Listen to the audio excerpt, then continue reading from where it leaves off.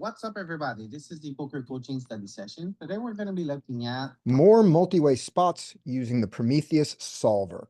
All right, so I'll go first. Ace 8 on the button should open. Opening to 2 big blinds is fine if that's your normal size. Don't split your range. 8-9 is an easy fold, and Queen 10 is an easy defend. And against the button, just offhand, I'm assuming Queen 10 has mixes, raises, and calls. I don't know which, but it never folds. The mistake that's going to happen here is 8-9 is going to make the mistake of calling. Yep. And then Queen 10 now with the 2 callers is more incentivized to squeeze, but I wouldn't do it with Queen 10. And we'll look at that in a multi-way spot. We'll look at whether Prometheus has any raises for that, but I don't think it does. They do raise, and they raise a stupid amount. There is no worse play than this in poker. Anybody want to know why, or do we all know why? Do we need to talk about it? No, we all The know why. strategic Anybody wants to suicide know? that is the pot sweetener. Yeah, you let him re-raise with the top of his range. You get no more money in, no one folds, and this is a hand that doesn't want to play for more money or reopen the action. It does nothing. I guess maybe it intimidates the other players and they're going to play different, but it's not worth it. It's just a terrible play. All right, so he makes that terrible play. Having made that terrible play, both of these people should call, I think. I think 8-9, now that's weird. Should 8-9 make the same mistake again? And in limit poker, he absolutely should. In no limit, Knows. who knows? I think he should, though. I think he should make the same mistake again, but not trust a single pair. And that's going to be really hard because he's going to lose a flop bet with a single pair and then fold the best hand on the turn with a single pair. But I think his mistake costs the 8-9 money, and I think he has to call. Anybody feel differently? I mean, I guess it's not important because you shouldn't make the first mistake. So anyway, he's going to call. We know that. That's easy. All right, and off to the flop we go. And the 8-9 gets rewarded, and the Queen 10 gets rewarded. Lovely. Okay, so we'll do it and then we'll do the solve. Well, we can't solve this, so we'll just do it. Okay, 8-9 should check range here. Queen 10 does not need to check range in the sandwich. If he thinks that villain 6 is always stabbing, his hand is good enough to check raise, given the action. But I think he should just bet it straight out. And he should bet about 3 big blinds. That's what I think. He goes huge, which is unnecessary in general, but you can see the good it does him. Ace 8 needs to fold straight up. That's easy. 8-9. So let's look at how much implied odds he has behind, because he's definitely not getting the express odds to I call. think he's getting express odds. No, because he needs 2 cards to get that. He's not getting the express odds to make it there on the next card. If this was all in, he would be. You see what I mean? Yeah, I see your point. I think generally with an open ender facing a pot size bet out of position, we call flop. Yeah, but usually you have more behind. You wouldn't do it necessarily. He doesn't have a full stack. I mean, you wouldn't do it you might not do it in a tournament if it was half your stack. Yeah, you Of course, you might just jam in a tournament and go, let chips fall where they may. But he's got enough chips behind to draw to this, I think, for this 8, which is the problem with getting the 8-9. So yeah, check raising this for him. He can, but when he gets jammed on after that check raise, he's stuck with a call because his check raise is going to be of a size that he's going to be pot committed against a jam. So I guess if he check raises, I don't think he could jam. Generally, I think that against a pot size bet, we're gonna have a lot less check raises, right? Yeah, He's claiming his bet size should reduce his check raise frequency. Yeah, he's claiming an overpair. That's what his action, I mean, with the weird sizing, he's claiming that he had aces and wanted to keep people in. And he has the equivalent of aces to the 8-9. Those are, Queen 10 is aces. So he calls. Here we go. Check. Queen 10, I think should be checking behind here, even though he's giving a card. Should be checking behind here and bluff catching rivers and betting the river thin for value if it goes check, check. That's what I think on the, if he gets checked to on the river. But I expect he's gonna bet, given his play so far. And he does, and he bets very big. And against this size, with only one card to come, you fold. Pot size bet on the turn. You know, not Yeah, a you do big fold an open ender here. just fold. Yep, he doesn't. And there you go. And that's the cost of the 8-9. 8-9 shouldn't donk out on this card. He doesn't. And the Queen 10 now should not bet. This is too thin for value after 2 calls. And he doesn't have to, and he wins. All right.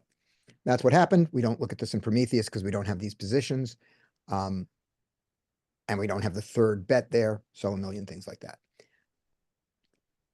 The only thing worth looking at in Prometheus would be, do you call with the open ender to a pot size bet? And even then will be the wrong stack depth. So Larry, you're up. All right. Unless somebody says, no, if somebody else is interested enough to put this in Prometheus where we put him in the cutoff and not where we put him in the hijack and not the button, we're going to change everything. Okay, it's Larry. There you go. Okay, so ace queen should RFI here. It does. So I don't know what the 9-8 should fold. I think 9's mix. I think 9's here mix. 3 better fold in theory. Yeah, mostly but they mostly fold in a raked game here with a little bit of 3 betting. yeah. Because we're against the 1, 2, 3, 4. We're against low jack -1. Well, I think this guy's probably gonna flat. But he's gonna call. Yeah. And then I think Queen Jack's gonna come along. Right. And these guys, and this is super common in our games for them to call. And this is a perfectly reasonable thing to do in a game that's not raked, and it's a perfectly reasonable thing to do in a game where you don't have a lot of squeezes behind. If you get to see the flop with your 9s, you're okay. If you often don't, then you have to fold.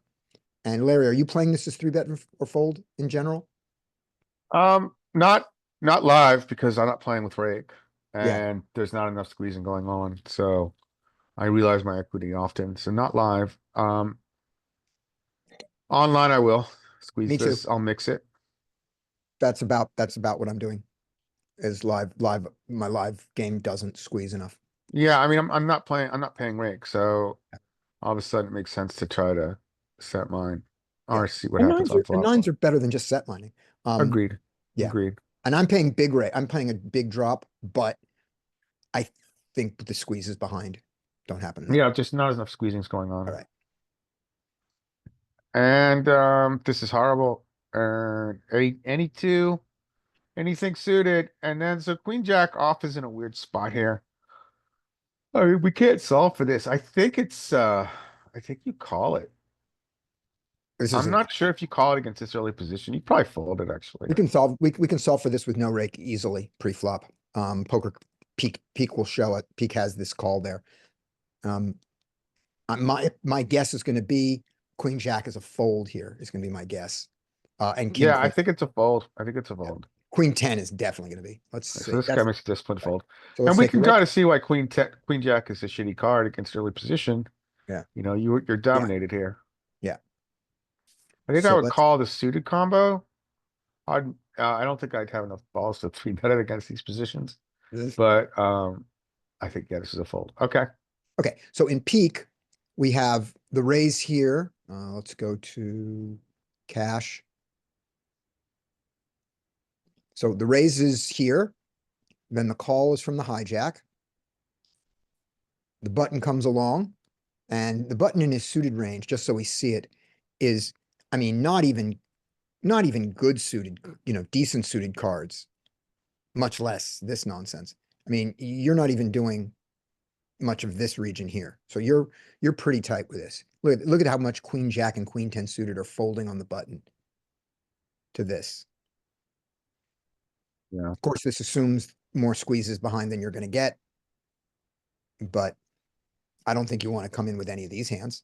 So if button calls here, 3 callers in the field. The big What? blind still has calls. The small blind doesn't. Okay, so it has no, does the big Yeah, big blind blind have, still has lots of calls. yeah, but it's not queen jack. Right. It's not queen jack. Look at this.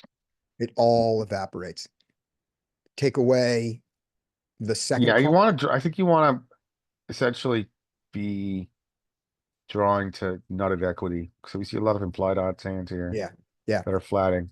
Yeah. So this is, so the beers, so without the button, ace queen it does some calling. With the button, the ace queen calls more. Okay. So that's interesting. That's the overall range is calling. Okay. The overall range here is folding. Where's the number? Where's my overall? Oh, it's folding 89%.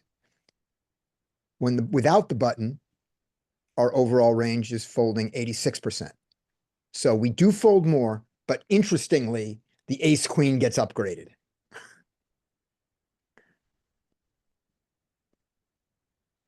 But some other stuff goes away. All right. So there you go. You got your hand.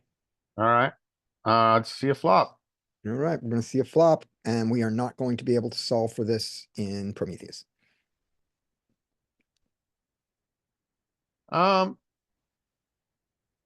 If I had ace queen here, I would check a lot, massively multi-way out of position, Mm-hmm. see what develops. We can easily call it. Got a lot of bad cards on turn, but we can, excuse me, easily just call it a raise, a bet. So I would check if I was villain 12. And do you think our opponents do a lot of checking in this situation?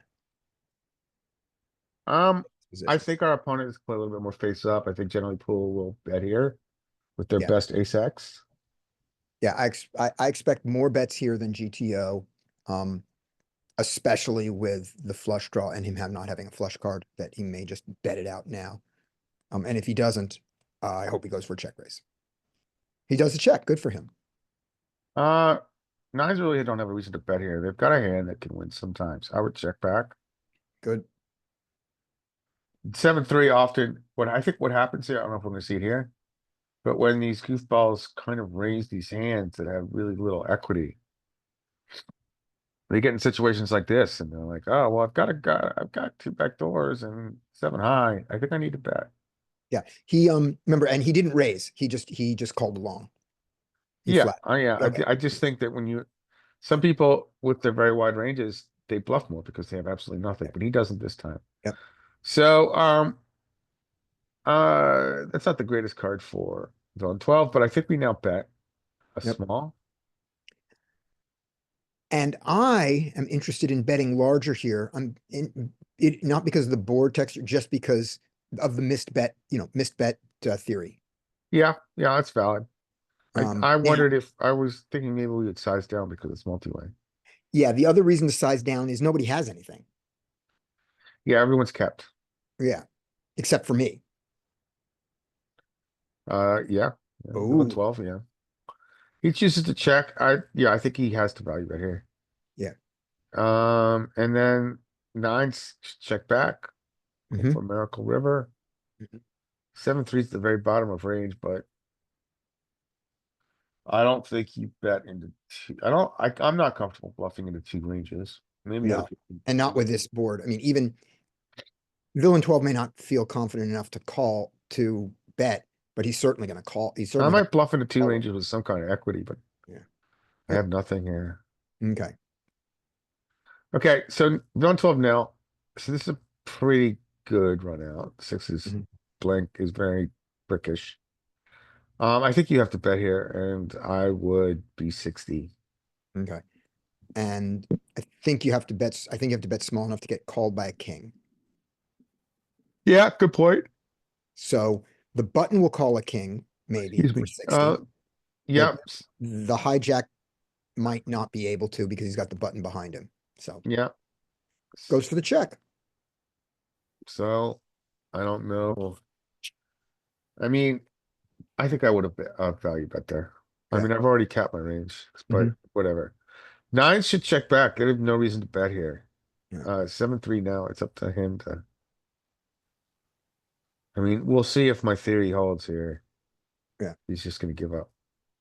He seems like he seems like the guy who's going to give up, but I would not hate a bet. Yep. Yeah. There we go. All right. Is there any insight in Prometheus in this? Just the size on the turn, and where can we go that we are first to act? We're never first to act with ace queen in Prometheus because it's always going to be a button and then a blind from this position. But we can still see what his size is after a check. So let's take a look at that. That's worth it. That's worth investigating. All right. So Prometheus will take low jack, button, big blind, and give him a little stronger. Low jack, button, small blind. And the flop is 10 of spades, 5 of spades, ace of diamonds. 10 of spades, ace of diamonds. There we go. And here, so the first guy checks range. We got that. Second guy is allowed to bet a lot. He's the initial raiser. He can bet a lot. He can bet his ace queen, and he can also slow play it. So he slow plays it. And here are our nines. They have no interest in betting this flop at all. We get the king of hearts. And it wasn't really splitting a range there either with the C bet. It was pretty much just all small bet, right? Yes. Was it I'll go back. B33s? I think so. I don't know if this is going to let us go back one without losing our without 30 seconds. queuing So we'll up. find out. Do do do do do do do. So with the idea in mind from a couple of weeks ago, where when we had thin value and we bet the river more often than betting the turn because of the threat of it, the other thing that I've been making a point to do is bet the turn with bluffs because the turn threatens a turn and river bet. All right, here we go. And also betting the turn with thick value that you want to go 3 streets with. So These streets. it's still balanced. Not saying you need to be balanced, but that particular node is still balanced. All right. So our first guy with his 7-3 suited should not be there. Okay. And now he's still checking range. This is a really interesting thing that we've seen a couple times now, is that the first guy just almost never has any bets on the flop or the turn. The person out of position. Yeah. Right. Now ace queen bets all the time, and his size is now 33, small. So he stays Yeah. small, even though it's the turn. And now let's go back to this node you wanted to see. It's all small. Yeah. And it's 25% is the simplification for them, and then 33. Right.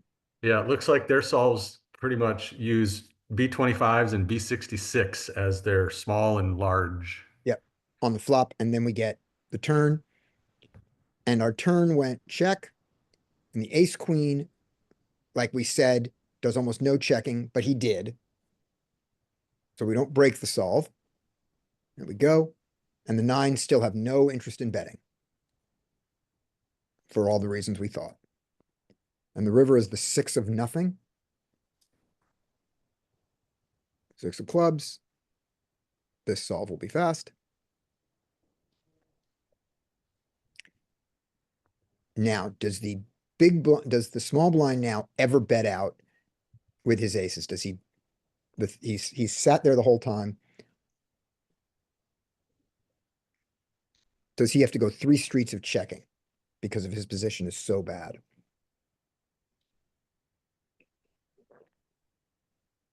No, now at least he has some bet. Now he can finally bet.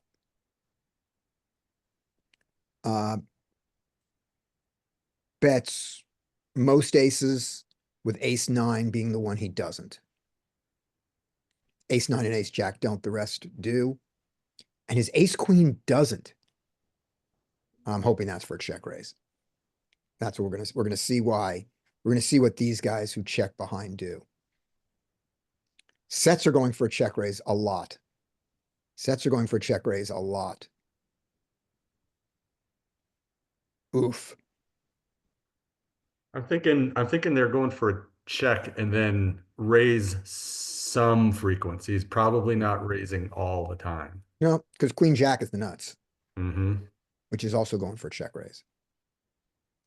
A lot. All right. So there's our check. The ace queen now, when it ever gets here, just has to bet. Yeah, this is.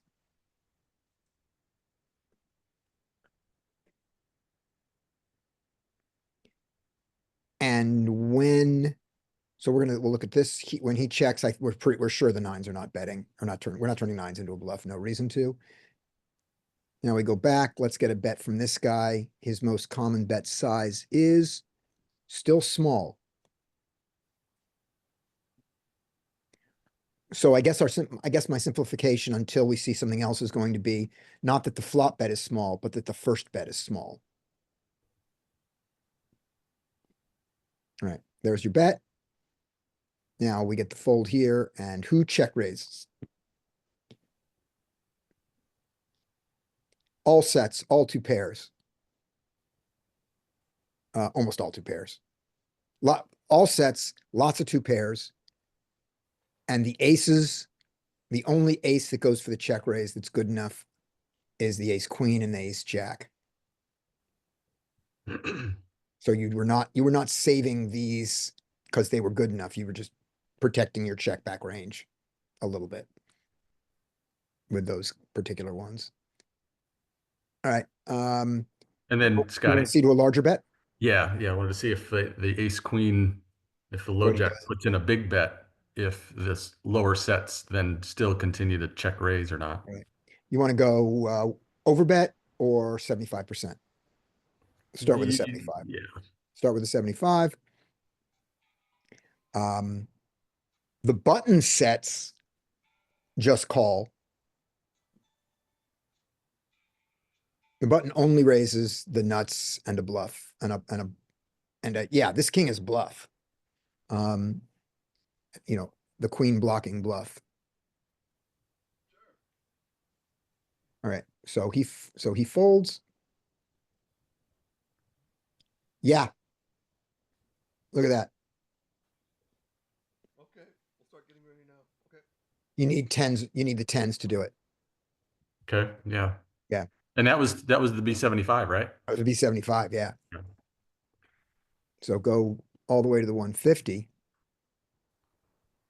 And the only thing you raise is the nuts and a nothing crazy bluff that you never do. And I would say you just don't need to bluff here at all. There's just no reason to be balanced in this node. All right. So there's the fold. Fold, Can fold. we try one more node, Scott? Yeah, let's see. You want to see what you want to see after this guy folds. Actually, I wanted to see if low jack bets, button calls, Okay, what you got it. Let's do big the blind fold should here. do. Here's so there's our fold, and now we're back on this guy, and to this size, you don't even raise your tens. Okay, now you want to see what size bet and a call? 75 and a call? 33 and a call? Yeah. Start with 33 and a call. Sets love it. Look at all the bluff, or I assume these are bluffs, like king nine, king King nine and king 10. queen, King queen king nine, it's king gotta be a queen, bluff. 6-7, Yeah. ace 7. Mm-hmm. Yeah. All right. Now to this bigger size and a call. What do we get to do with our bluffs here? Against the bigger size, fives don't want to do it. Sixes and tens do. And king sixes two pair is technically not a bluff. And you've got this, your bluffs are, jacks are a bluff, blocking queen jack. King queen is a bluff, I say, blocking queen jack. Click on weighted. I guess we don't have a lot of these hands very often. Yeah. Yeah, You sneak okay. in there with the bluffs. All right. Yeah. Interesting. All right. So my hypothesis coming out of this is, and we'll check this, which is, first bet is small, multi, not just flop bet. Let's see if that stays true. All right, up next is Dirt Sniff. Welcome. If you want to unmute and participate, you're going to do what we did. Great. Good to see you. So here's your hand. And what you're going to do is say what you think each player should do based on what you think is best poker or GTO, whatever, how you would play it. And then if you have an opinion of how they're going to play it, if it's different than that, tell us that too. Because those are the two things we're trying to learn. How should we play and how do our opponents and how actually do our opponents play? And here is your hand. I don't play a lot of full ring, but I think ace nine would be raise. Yep. I like it. Let's see if he does. 3-9 fold, Does. 7 jack fold. Mhm. I'm guessing similar to that last one, these eights are probably going to call, Mhm. but it should be a mixed strategy. Right. And how would you like to play these eights? How would you play them if you're faced with this exact situation? Depending on who's left to act. I only play online, Mhm. but if I'm not seeing a lot of three betters and left to act, then I'll call with them sometimes. Sure. Okay. And is this when you raise them, is this a low frequency raise or a high frequency raise for you? Do you raise these a lot, or is this just kind of a sneak in? It's more of a sneak in, I would say. Yeah, yeah. What pair starts your high frequency raising? What pair are you like almost raising all the time in these positions? 6 max, typically probably tens, jacks for sure. Okay. Yeah. And moving the button back, you get some tens and a little bit less jacks from this early, but that's fine. Yeah, those are good sensible ranges. Good job. And we expect he's going to call, right? Of course we do. All right. And jack nine fold, 5-5, probably the same. They're going to call. Yep. 8-10 fold, button fold. Yeah. And do you like this call with the 5-5 here? I think so. Me I too. think I would do it. Yeah, I do too. Again, noting how often these particular guys have squozed. Yeah, I like it. Okay. Multiway, I play pretty passive Mhm. from early possession, so I'd be checking that ace nine. I like the check too. And I guess I think this guy's going to call the eights. Yeah. Do you think he should? Maybe one street. Yeah, I agree. He just hasn't lost enough money yet, Yeah, unfortunately. And to this size, you can't let people. Ooh. do that. Okay. Fives, I would guess they're going to fold. And should We'll they? see. Or if you're with a I five, would. you fold here Yeah, I would definitely. too. I think that's a great fold. Yep. There you go. All right, that's what happened. There is nothing to solve about this, right? We don't care. All right, up next is Skate.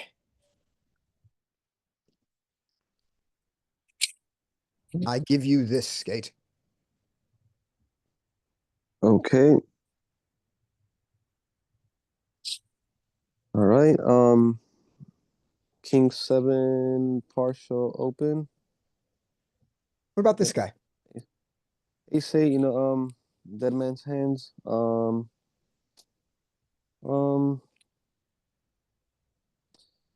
let me see. Not really sure online, but I mean, I know definitely live. I would not be doing this. I need since you mentioned it, I'm pretty sure that means that it's some partial. What's your what is your when you play live, is your standard raise size to 3 big blinds, to 4 big blinds, or 2.5? What size are you doing? I think I would say more like 3. 3. Okay. Usually. So let's take a look. So for the 2.5 size, we can open ace 4 suited in every position. And in the earliest positions, we mix ace 3, we fold the ace 2 suited, but we mix the ace 3 suited. And by earliest, I mean pre-low jack. In the low jack, it's ace 2, it's every suited ace. So let's take a look at that for 3 big blinds. I don't happen to know it. But let's see. Okay. For By the big way, blinds, live is a little bit closer to 4, I would say. okay. Yeah, if you're doing 4, yeah, so let's take a look. We'll look at the 3. And Mike, would you open up the 4? Let's just see let's see what that looks like for the live 4. All right.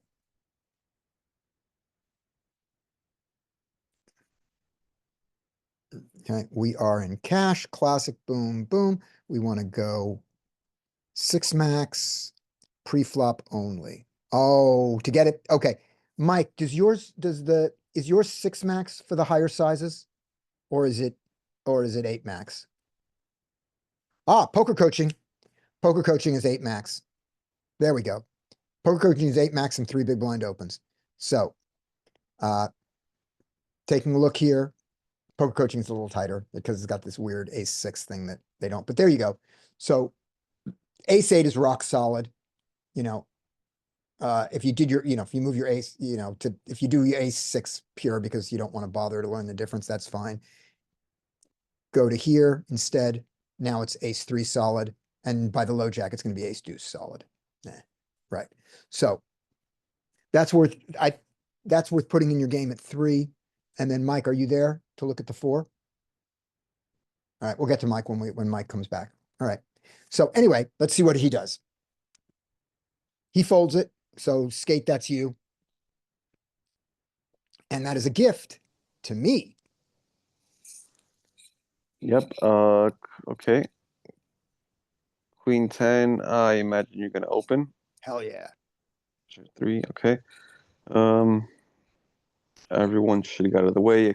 King deuce on the small blinds is not good enough as a candidate to ISO. No. I should totally raise and take this. So who's going to play wrong? Since we know someone's playing wrong. In theory, you should. 7-9. Well, actually, 7-9 offsuit is could be a little bit cuspy. Maybe Bleh. Bleh. Bleh. 1, 2, 3. I'm in the low jack. Bleh. Nothing offsuit against the low jack until what, like jack, maybe jack 10. But no, none of that 9-8 stuff. Not even 8-7. No, not for us. That's tournament guys. True. Okay. Yeah. And something, by the way, something must be going on at this table because I raised to 3 big blinds and not 2.5. So there must have been something going on at this table that led me to open bigger. And it may be that there's a guy who's calling everything and I decided I could get more money. We'll see. So it's not the ace 4 that makes the mistake. It's the king deuce. The king deuce, yeah, because he's for the short stack. So I imagine he's going to be the target. Yep. Yep. Good. 7-9. Okay. Yeah. And I have a short stack here. I must have lost the previous hand. Well, okay, true. Yeah, so that must have been what happened. All right, there we are. Yeah, because I guess you can't auto top off in wherever you're at here. Yeah. So for the big blind 7-9 pre-flop, against you is kind of a bad call. We already mentioned, but does it make it a better call now that small blind called or a worse call? Makes it worse. Worse. Remember, we're not looking at the express odds pre-flop. We're looking at the implied odds post-flop, and 7-9 is a dominated hand. True. Thanks for reminding. Your 9, you lose. You hit your 7, you lose. You hit your 9-7, you win. You hit your straight, you win. Yeah, you're pretty much just hoping to hit a 2-pair or some kind of open-ended straight draw flop or flop straight. Yeah.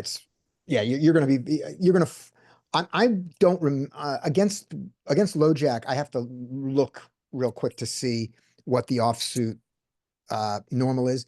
But once we'll look at this. Once the small blind calls, you're losing whatever your bottom of your offsuit range of the low jack was. It's all gone. So if low jack was folding queen jack 10 and queen 10, but playing queen jack, it's gonna fold it here. It's gonna get tighter. I just don't right off the top of my head remember what that range is. All right, so here we go. We'll play this out and we'll answer all those questions at the end. Okay. All right. It should check to the pre-flop raiser. Mhm. I think you have a definitely a great candidate to bet. I mean, on this board we have the single Broadway, which is good for you. Mhm. So in theory, you could bet. Yep. About what size? Okay, good. Okay. I wouldn't go anything over. I think anything 2 over half pot. Right. All right. I'm gonna go third pot. Yeah. All right. All right. King deuce out of position in the sandwich.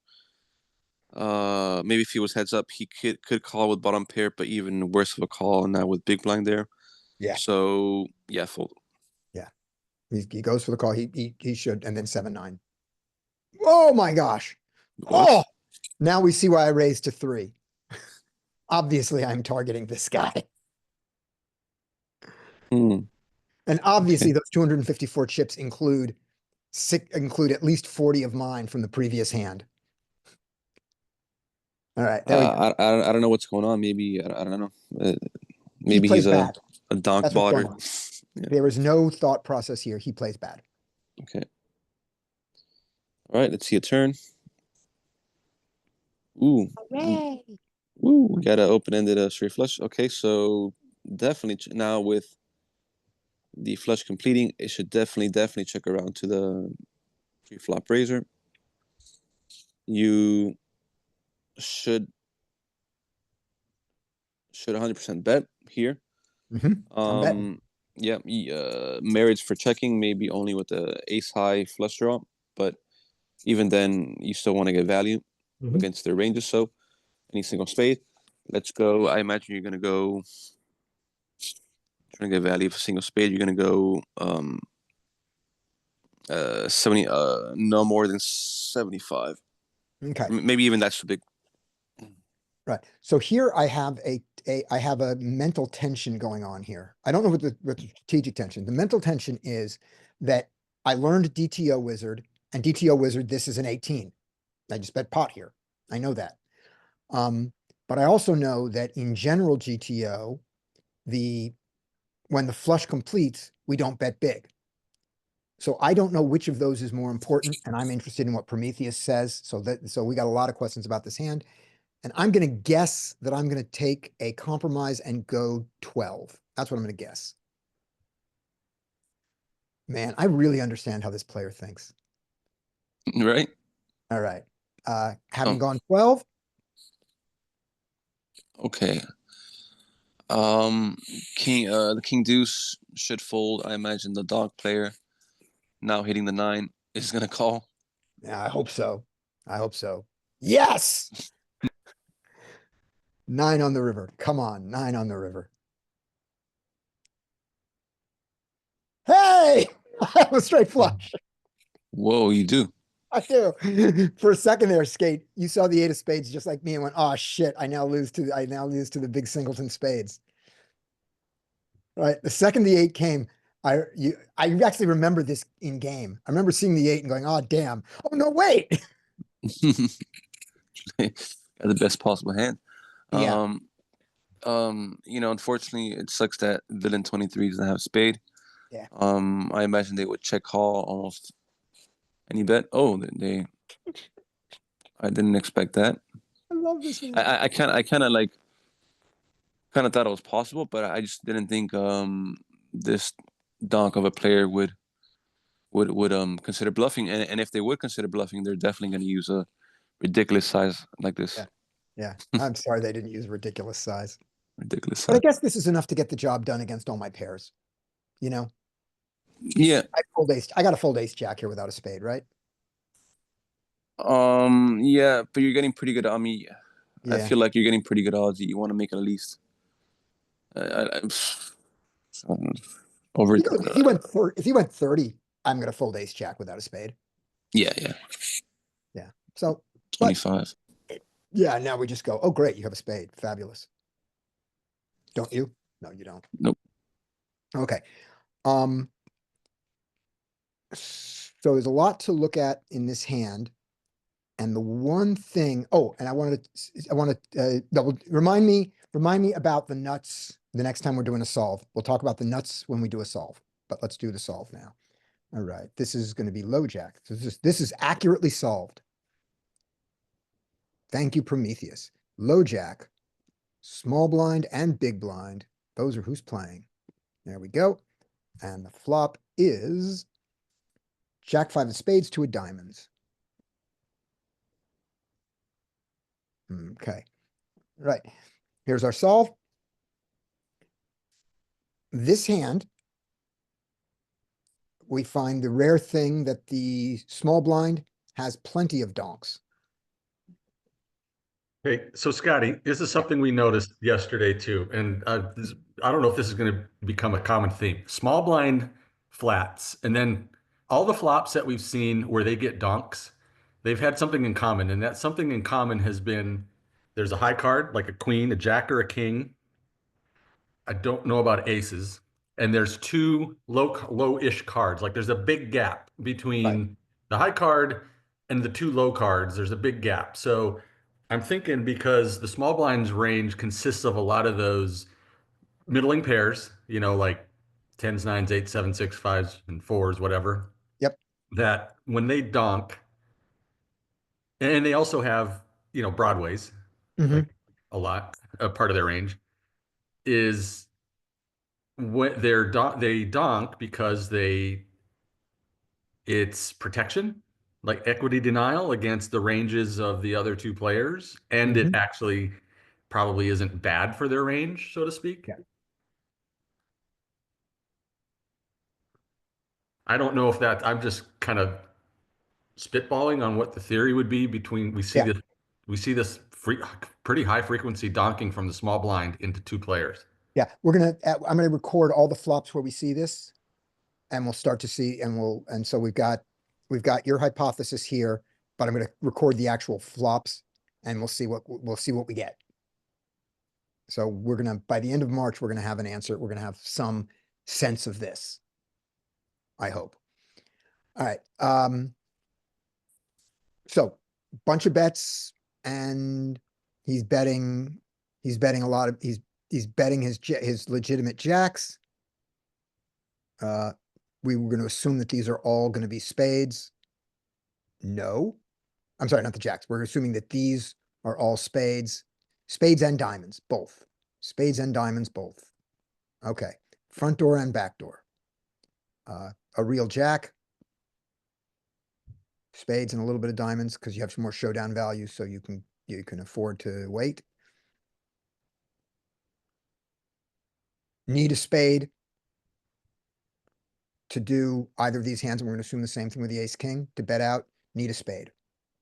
That makes a lot of sense. Middle pairs, don't hate it. There's your set donking, and your threes and fours, trying to bluff out sixes and sevens. But not a high frequency on any of these, So he does check. And now it's the sandwich person who is stuck with checking range. Queen 10 suited. All of them do it. And they like the 25. The wrap is enough. And then the spades is just great. So we do the 25 bet. The non-union equivalent of king deuce suited doesn't exist. So I guess it's going to be ace 5 and king 5. Those are what they would be. Ace 5 doesn't fold yet.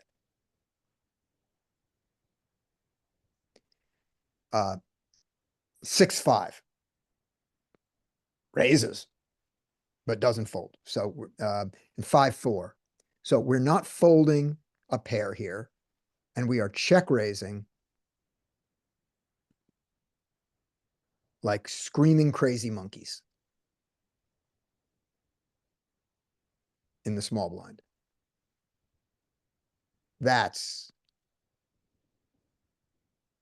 Does that seem crazy to you guys? Would any of you do this? Yeah, it's not on the old playbook very often, no. No. I suppose on the rule of I have some value. So what are my bluffs? I mean, What better bluffs are there? I mean, what does we do with our other spades? I guess I would do this more often. Maybe. Maybe not here, but I would check raise more against an aggressive player. I Mhm. mean, the solver is pretty perfectly aggressive, right? So Yeah. I don't know. All right.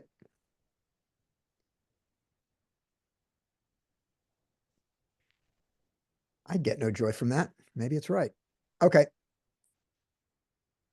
So with that, he did his call with his king deuce. He did, he did stick in there with one pair for one bet. Okay. And after that being sandwiched, now is when the big blind can come alive with his check raises, since he wasn't allowed to bet before this.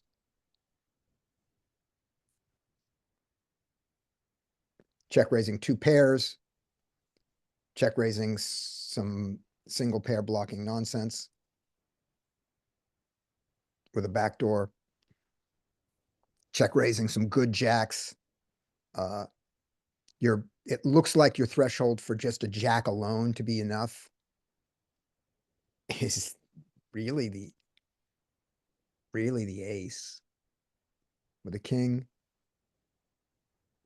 For the king to do it, you really want the diamond backer. And the queen just is really not doing it. Jack 10. Only with diamonds. Jack 9, only with diamonds. Yeah, so that's what we're getting here. Is the kicker, your kicker threshold is pretty much a king. King Jack. Because once you get to Queen Jack, you really need the suit to be right. And then Jack 9. Then when you're in the suited land, that's all you can do. Okay. What else did we want to know about this with this guy? We want to know the turn size when it comes in. So we bet. So we got called in two places, which is crazy. We hit our flush, which I believe was the 8 of spades. I think it went 8 and then 10. I think that was the order. No, it was a 9 Oh, and an 9, 8. 9. Went 9. All right. Cancel. We want the 9 of spades. All right. So while it's solving, there's an exercise which I think is really good to do in hands that you're not in, especially if you're playing online. When the flop comes up, say out loud, not in your mind, say out loud what the nuts are. Say the nuts, the second nuts, maybe the third nuts. Just do that for every hand you're not in. And then do it on the turn, see how it changes, and then do it on the river. Do that for 200 hands, for the next 200 hands you play. And after that, it's going to be so automatic that you are not going to miss, oh, fuck, the straight come in. I didn't see that. That's going to just become ingrained in your thing, is that when the flop comes out, first thing, if you're playing live, what's the first thing you do when the flop comes out? You're looking right in your opponent's eyes, maybe out of the corner of your eye, but you're looking at him, not the board. But when the time comes for you to look at the board, before you think about how the board affects your hand, before you think about how the board affects your range, you just say to yourself, what's the nuts? And you just do that every time. What's the nuts now? What's the nuts now? What's the nuts now? And maybe the nuts, the second nuts, the third nuts, that kind of thing. Just do that. And it's going to be so automatic, and it's going to really help your game. You're going to save entire pots. Not very often, because we don't fold the nuts that often, but it happens. All right. And here is our solve. Right. So we start with the small blind who called it. He can bet his ace queen. I'm sure this ace queen is the ace queen with spades that he can bet, right? Yeah, ace queen. I would probably, maybe because he didn't even call without spades. Yeah, so we're betting across all those. The ace jack bets with a spade. And not with a diamond, with a spade. Ace king is a freak. Oh no, it is, there it goes. It's spades, I saw it wrong. Okay, good. So those things make sense. He checks. This guy with his 7-9, he's still forced to check range here. So he's strongly sandwiched. And now, what is our size? Our size is the smaller, is the 33. Let's make it not flush completing and see if our size jumps up. Because that's all we need to know, right? Yeah. It pushes down to the 33. So let's go to this node here, and let's just make it bricky, just bricky. 6 is bricky. Are there any there are no cards that can come in that don't give a straight or change the board, but let's do one of the ones that's just unlikely. 6 brings a straight. Yes, no, I'm saying there are none that don't bring a straight. Everything brings a straight. Oh, Except 9 does. oh, the 9 doesn't. 3 doesn't. The 3 does. 3 brings in 3 does, a 4 does. Everything brings a straight. 9 does not bring a straight. Another 9? Oh, Is you're it? talking Oh, no, river? the 9 Are does you not. talking? It's a straight drop. I thought you wanted to Well, change the turn. I do. I'm an idiot. The 9 does not bring a straight. There we go. Let's just go 9 of hearts instead. Hold on, I did that wrong. We want to be here. Check, check, bet, call, call. Check, check, bet, call, call. Now we do 9 of hearts. And just see how this changes our size. Mike, can you open up the 4 big blind opens in GTO Wizard Mm-hmm. and share that, please? Tell me when you're ready.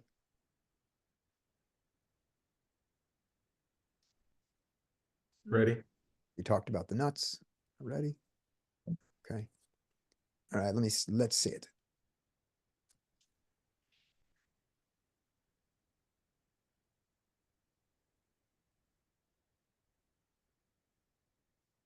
So this is just we're just looking at our suited aces. If you're going to open to 4 big blinds, what you can do. So there we go. So starting the ace 4 is still there. Great. And then move up under the gun 1. Let's just see how it changes. A few less of them, which is funny. And then once the low jack comes in, we should be at least ace. Yeah. Okay. So even to 4 big blinds, we'll just do the simplification and say you're opening ace 4 suited and up. There. And by the hijack, the ace 2 is going to come in, right? Yeah. You know, it's funny. I'm noticing here that how under the gun +1 has a king 5, but once you get to low jack plus, it goes away until you get to the cutoff, I think. Yeah, it moves. That bluff moves to another place. Yeah. So you still have a stupid bluff like that. It's just which one do you take? Okay. Okay. Cutoff is going to be all of them, right? Yeah, even there for 4, even there at cutoff mixes. All right. Mm. But for your simplification here, skate for your suited aces in your game, I think that you can do, are you playing 6-handed or 9-handed live? Usually, I'm not playing nowadays, but kind of want to play a tournament this week. But it is usually 9-handed. Okay, so I would say take, maybe in the very first position, 9-handed, go ace-5 suited and up. And then, and ace-4 suited if you're in the mood. And then, but all the other positions go ace-4 suited, ace-4 suited, in the low jack. So simplify this, do all the ace-6 suited 100%. Don't try to fold any of those. In your, low jack -1, move over 1, please, Mike. Well, no, I have like more of the CLP simplified ranges, which is Oh, they don't like it in CLP? Oh, yeah. okay. Well, they do it. Well, it's I have ace-5 singled off, and then for under the gun, ace-5 singled off, ace-10 suited plus, and Really? ace-queen off plus. Yeah, for live. Yeah. So for live, they're not playing ace-9 suited, in low jack -1. Oh, you're talking about low jack. Let me see here. Low jack -1. Go over my notes. Wow. Okay. Yeah. Actually, yeah. We're playing all the suited aces. Oh, good. Okay. Yeah. Excellent. All right. Excellent. That's what, yeah. So that's the thing. I think that's a good change to make. That's going to be good play and it's going to pay off. All right. Okay. Thank you. Thank you. Thank you, Mike. And now we will go back and look at our solve here.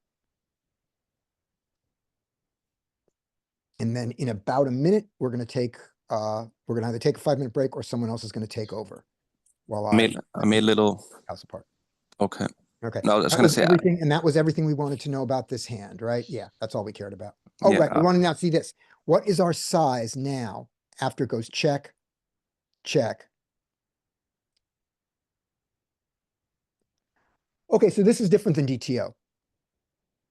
This still likes the betting small when we get 2 calls. Let's get 1 fold.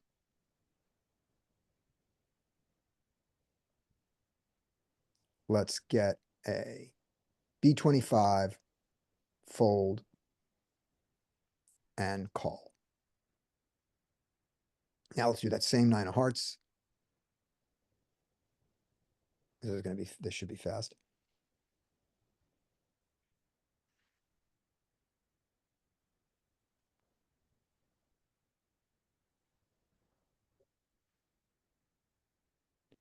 Okay.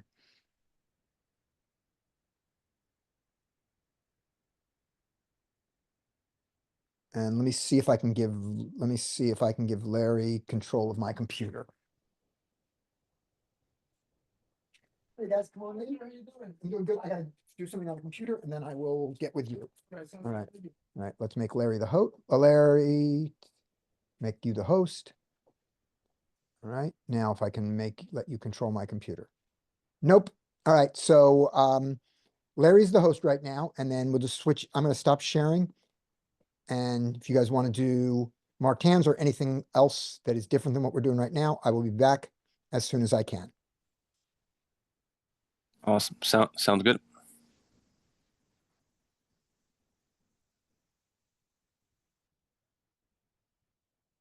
Is Larry there?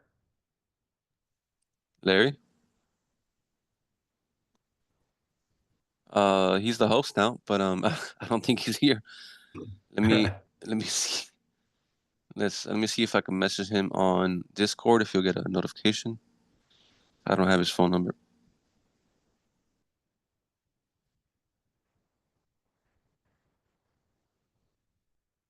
We can continue with some hands with hands up. I can share if you'd like, and we can continue there. We can start looking at some hands. I don't have it filtered for multi-way, however, but if we wanted to just continue that, we can until Larry gets back.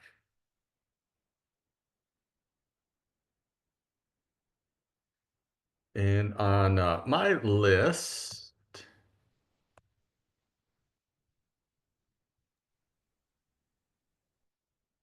see here, Skate, you were there. It would be Skate, you're at the bottom of my list. So let's go up from there. It'd be Scotty and then Richie.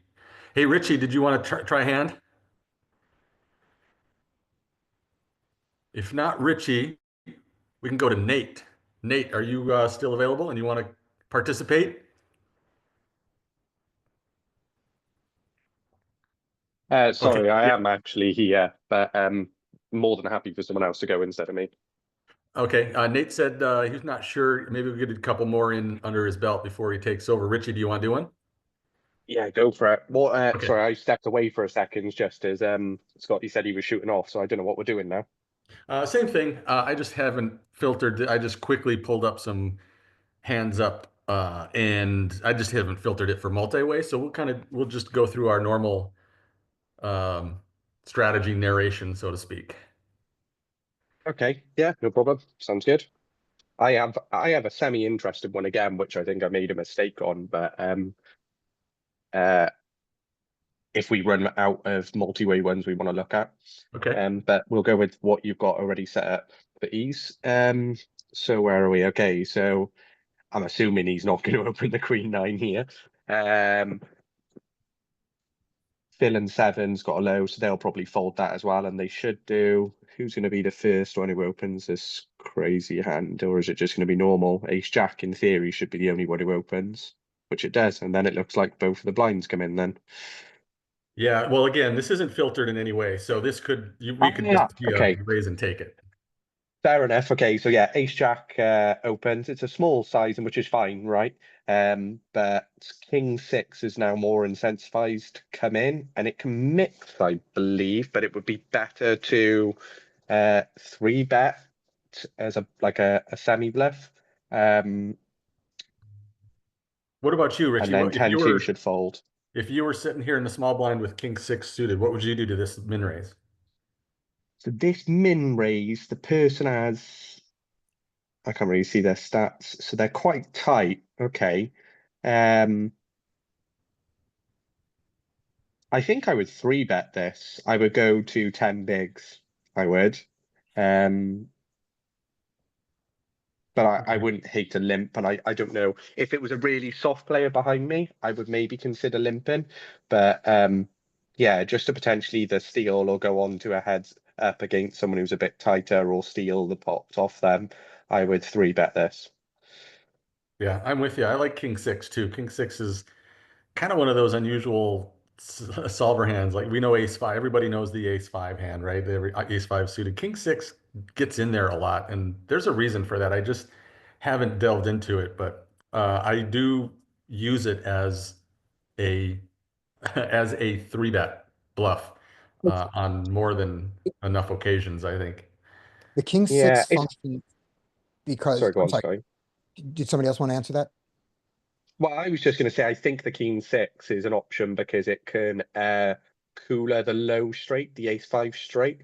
And I thought that's why the 6 Yep, was exactly. seen as an option. Okay. You don't do it with ace 6 because then you're blocking the thing you want him to have.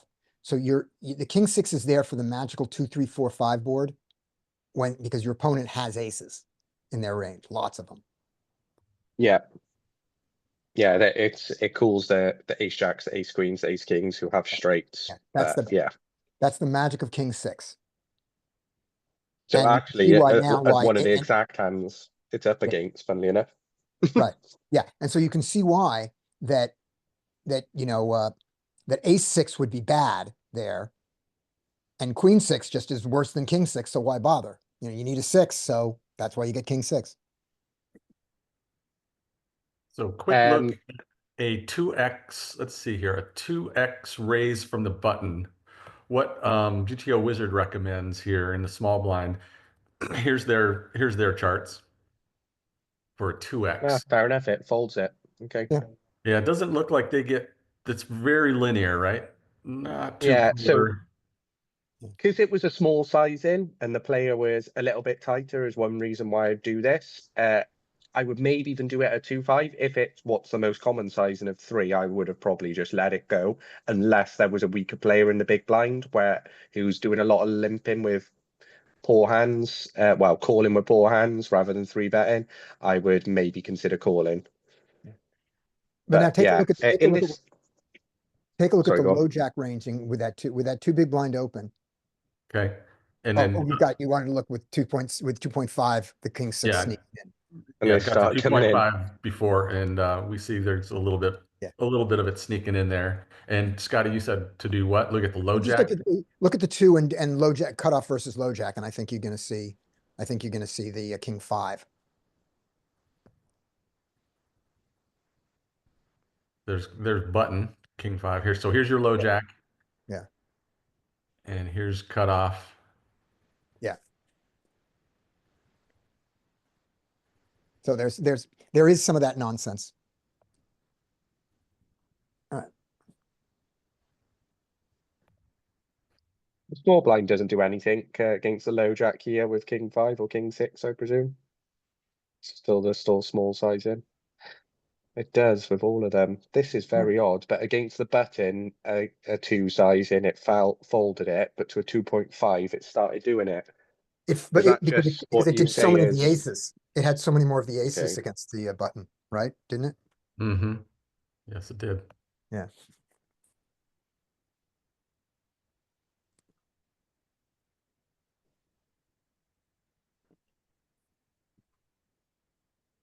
All right. So you get to see a Fair flop enough. here.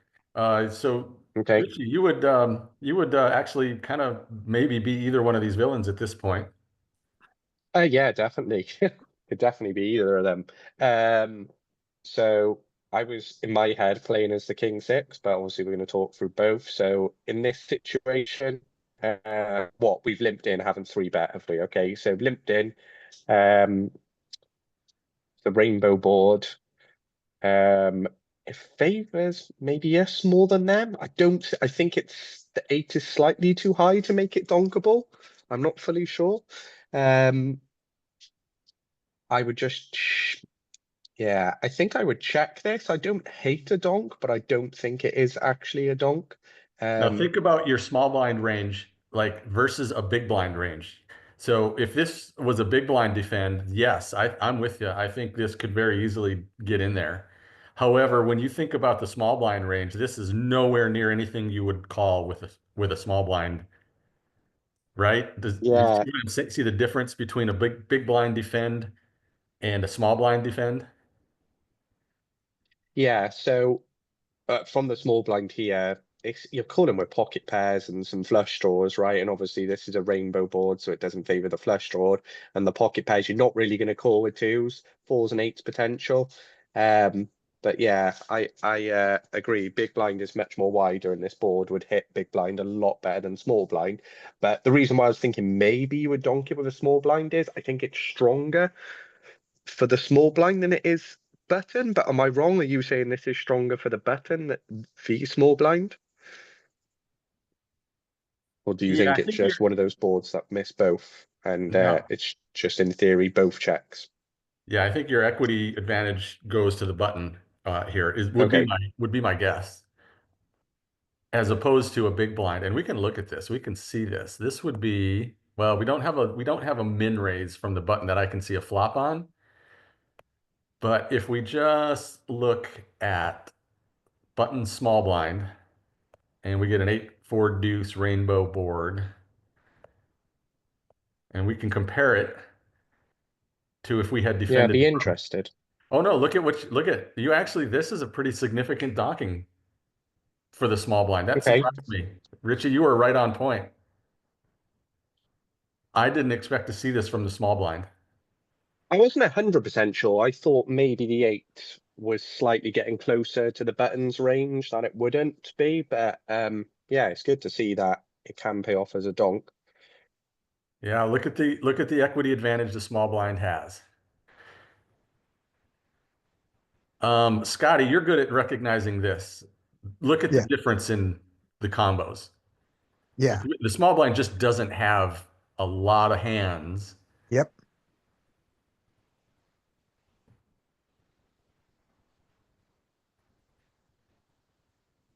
And because he is so pair dense, look at what his set, look at what his set ratio is. More than 4 times as many sets. Yeah. That's what that bump at the top of it, that's your nut bump at the top. Mm-hmm.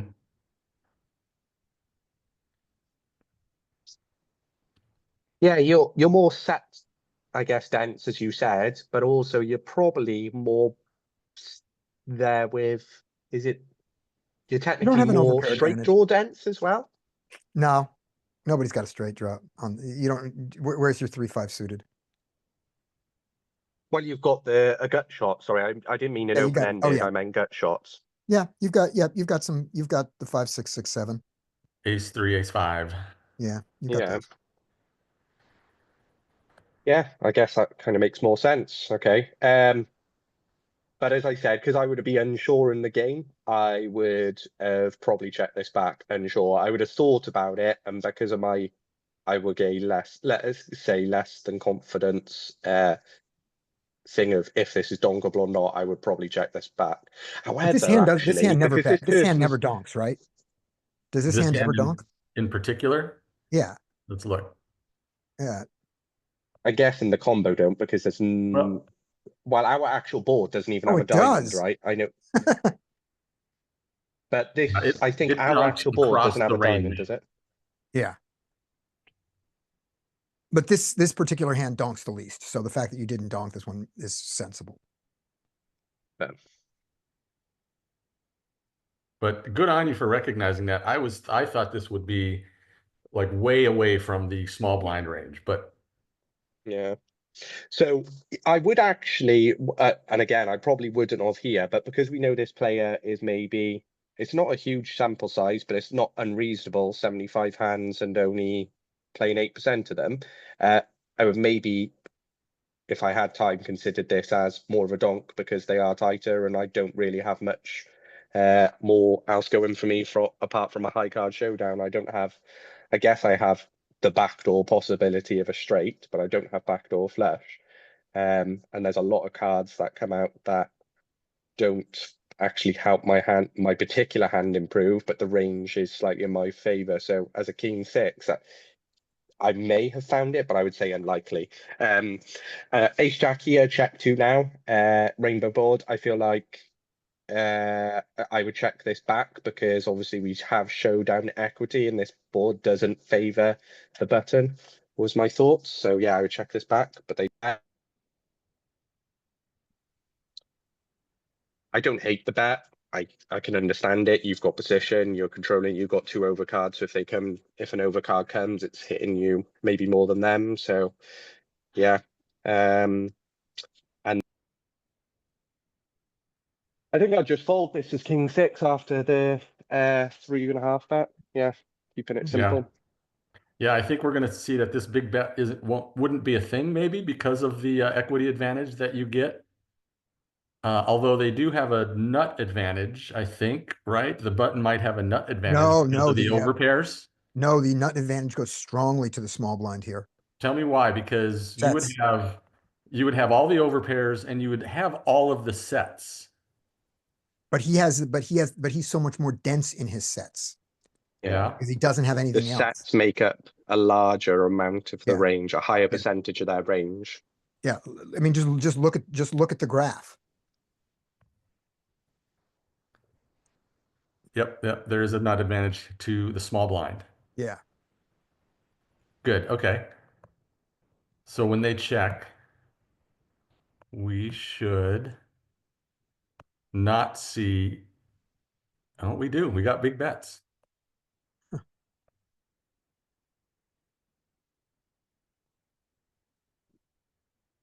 we are mainly big betting.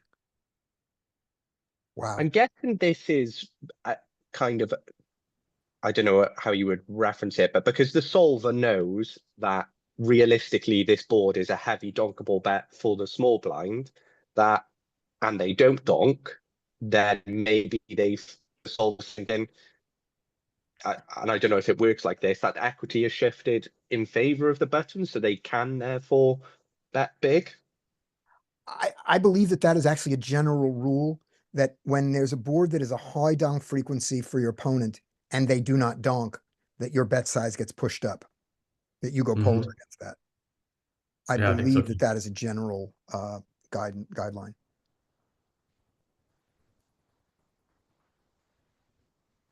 Yeah, interesting. Good to learn this right here. I know, I was Scotty, just are you thinking, I was back? just about I'm to. back. I'm back. Uh, We'll see if I have to disappear again, but I don't right now. do any of you, if you see a donk full bet where you're in board, where you're in position, and then your opponent doesn't donk, have any of you ever then decided to bet big as a result? Because of that potential, I guess, flip. Yeah, it happens a lot actually because when you bet on a board that is, if it's donkable, it's going to be good for their range, right? And so when you do bet, you are going to be polar. You're going to be pretty polar. So if you don't check and when you bet, the size should be on the larger side, on a polar side of your sizing strategy. So All to right. answer your question, Richie, yeah, I definitely like say you have pocket queens, raise low jack, get called in the big blind. The flop is 6-7-3 or something like that. That's going to be a highly donked board in the solver. And when they don't do it, the solver will say, okay, when you bet, if you want to bet your queens here, you bet them for a pretty large size. Okay, and do you feel you do that? Just out of Yes. curiosity? Yes. Yeah, Yes, I okay. do, for sure. And the way that it probably goes in my head is I probably don't think it through of going, he should be donking this board, but I'm looking at a board where I go, I'm not betting range on this board because the boards he donks on are probably boards I can't bet range on. And the less that I'm betting range, the more I'm betting polar, the more I'm betting polar, the bigger I'm betting. There you go. So that's how I get there. Yeah, that's good. Yeah, you're right. I think I don't look at it and go, oh, he should have donked, therefore I should bet big. I think, okay, this board is kind of shitty for me. However, I have a, pretty strong hand that needs protection, blah, blah, blah. Yeah. Okay, no, that's a good way of looking at it. I like that. I'll Right. definitely take something away from that. Thank you. All right. Up next is, let's see on this. Up next is Mike. All right. So we get to the threes, which will have a little bit of low frequency raising over there, and I will occasionally raise them if the players behind me aren't too crazy. Yep. They fold them, which is fine. Ace-8 in the cutoff. I would raise ace-8 in the cutoff. And it should raise and take it here, but we're going to see probably a flat from the button. And if this is filtered for multi-way, I bet ace-2 comes along. Queen Oh, 6 comes along. Queen 6. I bet this is the same play. Are you in the? Yeah, this looks like that same Same play guy. we did earlier. Yep. That's our guy. Let's see how he misplays this one. All right, so he should check. And we get to this ace-8, and it's just like probably bottom of range, terrible hand, bad flop for raising and getting callers. I would say I would just be checking this probably pure. I would never see bet this. Yeah. Good flop for both of the other ranges. Yeah. Yeah. 7-9 has a gut shot. Kind of a shitty one. But now he is in position, backdoor flush, backdoor gut shot, or I mean a direct gut shot. I definitely like a small bet here. I would probably go like B33. So this is tiny. Queen 6 should fold, but I doubt he's going to. We saw what he called with before. Yep. Ace-8 should fold. And I mean 7-9 is in a great spot right now. The 9 might actually make him slow down. Queen 6. I mean, he's gotten to this point playing this strategy. I would just check, but he's open-ended. He does check. I thought maybe he was going to say, "Oh, I get to like start playing." Yeah. 7-9. Now that he's actually made a pair, probably I don't know. I don't think he wants to keep going because he's just fold equity seems to be pretty low based on what thinks he's probably playing against. So I would probably Right. just check behind. Yeah. And he can check behind now, so that's good for him. Mm-hmm. And He doesn't want to. yeah, so the queen is getting direct odds. Yep. I'm thinking if he was sitting here with something a little bit more reasonable, like queen, I don't know, queen king would have three bet, queen nine suited like would be a little bit more reasonable. Queen ten's a pair, but I mean he just should call now. I mean it should be an easy call. Yep. And kind of a scare card for both players. Like Yeah, if but I was, it's not a scare card for villain 22's range. yeah, because you think you might get raised occasionally with top pair. I mean, I'm just checking the 7-9. If I didn't make a pair yet, Yeah. I probably would have bet the turn, but I'm just checking now with my 9. So we I don't think think that I'm turning it into a bluff. we think queen 6 will turn his queen into a bluff here on a 5, a 10, and a 9. He might do it with the jack, but the jack is the worst card for him to turn into a bluff, right? Now that the button has checked behind, I don't know. Oh, right. The button did Because check behind. he gets capped. So No, the button didn't check behind. The button bet. not on the turn he didn't. Yeah, he did. Oh, he did? He bet small. Oh, that's right. He did bet small. Okay. I was thinking what I would have done was check. Right. Okay. Yeah. Yeah. So now that now if I was queen 6, I don't think would I? No, I don't know if I'd turn this in. Well, maybe he should. Yeah, as I was saying, a 9, a 10, and a 5 are great cards for him to turn into a bluff. The jack is not great, but given this sizing, Wasn't we the turn think that size? do we think this size screams I don't have a jack? It screams I have a 10? Yeah, I'm sorry, Scotty. I was about to just mention that the turn Yeah. sizing. Yeah. Yeah, so maybe. Let's see what he does. Yeah. Nope. He gives up.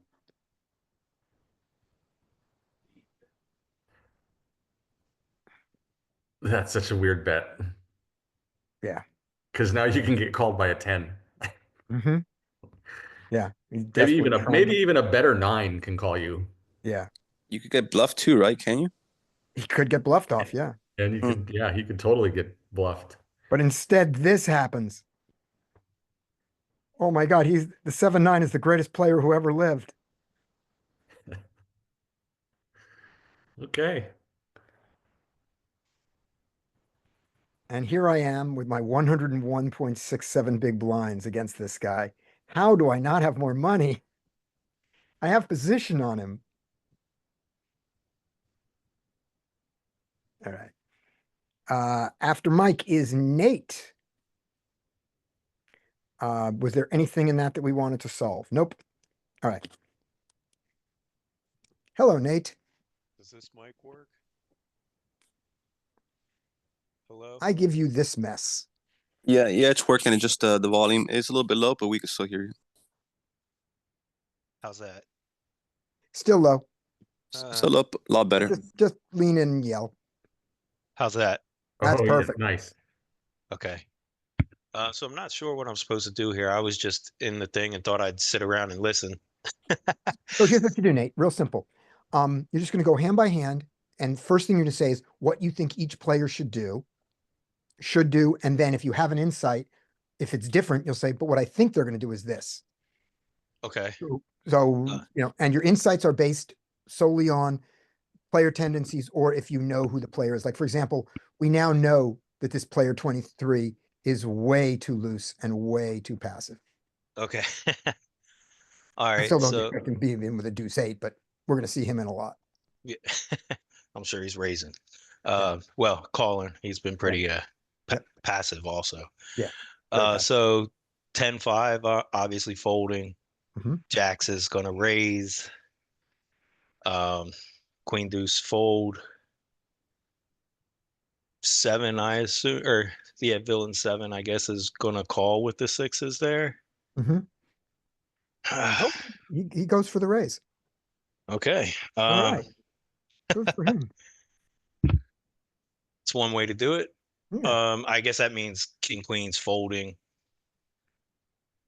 right. He should, there. He but he's should. gonna, but I predict king queen is gonna call. However, he should fold. He absolutely should fold. Good prediction. Yeah. That's because I Uh, know one thing you don't know. okay. I know that this hand goes multi-way. All right. And then I'm guessing 23 is going to fold here. He should. Yeah. We get around to the jacks, and I assume at this point he's probably going to set mine here as opposed to four betting. Right. And what do you want to do? I'm going to give you the jacks here because you would play the jacks exactly as played. When you're stuck with this, what do you want to do with jacks here? I'm calling. Okay. Yeah. I'm probably not raising with jacks unless I know something that. Me too. And I'm not happy about it. I'm calling it. Oh I'm not yeah, happy. yeah, absolutely. I mean, Yep. we know how everyone loves jacks. Exactly. You're going to be out of position to two players. The board's going to have an overcard. You're not, it's just going to be terrible. Yeah, I probably don't even want to call, but the book says. Well, you know how. What's funny actually is the book says nothing because this king queen, because there are, after the rate, there are no flats after a 3-bet in GTO. So the book says that this doesn't happen, Okay. but it did happen, and it does happen all the time. All right. Hey, what do you Okay. think? So I was just thinking about this. So you raised pretty early and you get 3-bet to a large size in position. I was just saying I would call here because of the flatter, the cold caller. But if it was just back to me, I would consider folding jacks here. What do we think of that? You should consider it. That's what I'm saying. It's just miserable. And I got to tell people one thing. Hello. So we don't need to empty out any of these things because this furniture is not going to the truck. It's going into the other room. So we'll just put these right back in it. Okay. And so so we don't need to take anything out in a box. All It's right. just move it all. Just move it on. Yes. And another question. Yes. This mattress, we usually wrap it in plastic. Do you want us to wrap it? No, or- we're just going to stick it on here and we're going to live on it. Yeah. Okay. All right. Thank you guys. Hello. I'm I back. thought you were starting some weird analogy, some I- furniture moving analogy. Oh, that would have been so good. I was, Pocket is like your armoire that you don't That really would have been need, so but good. All right. okay. I'm glad I wasn't the only one. No, you were confused. All right, here we go.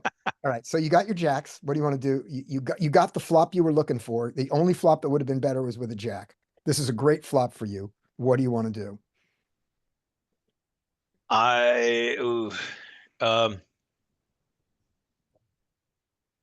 I'm probably checking. Me too. Um, And I bet he does too. He does. Sixes. With nothing on the board, one person to act.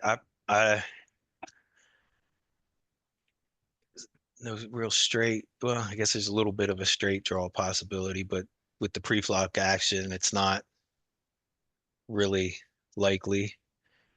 So I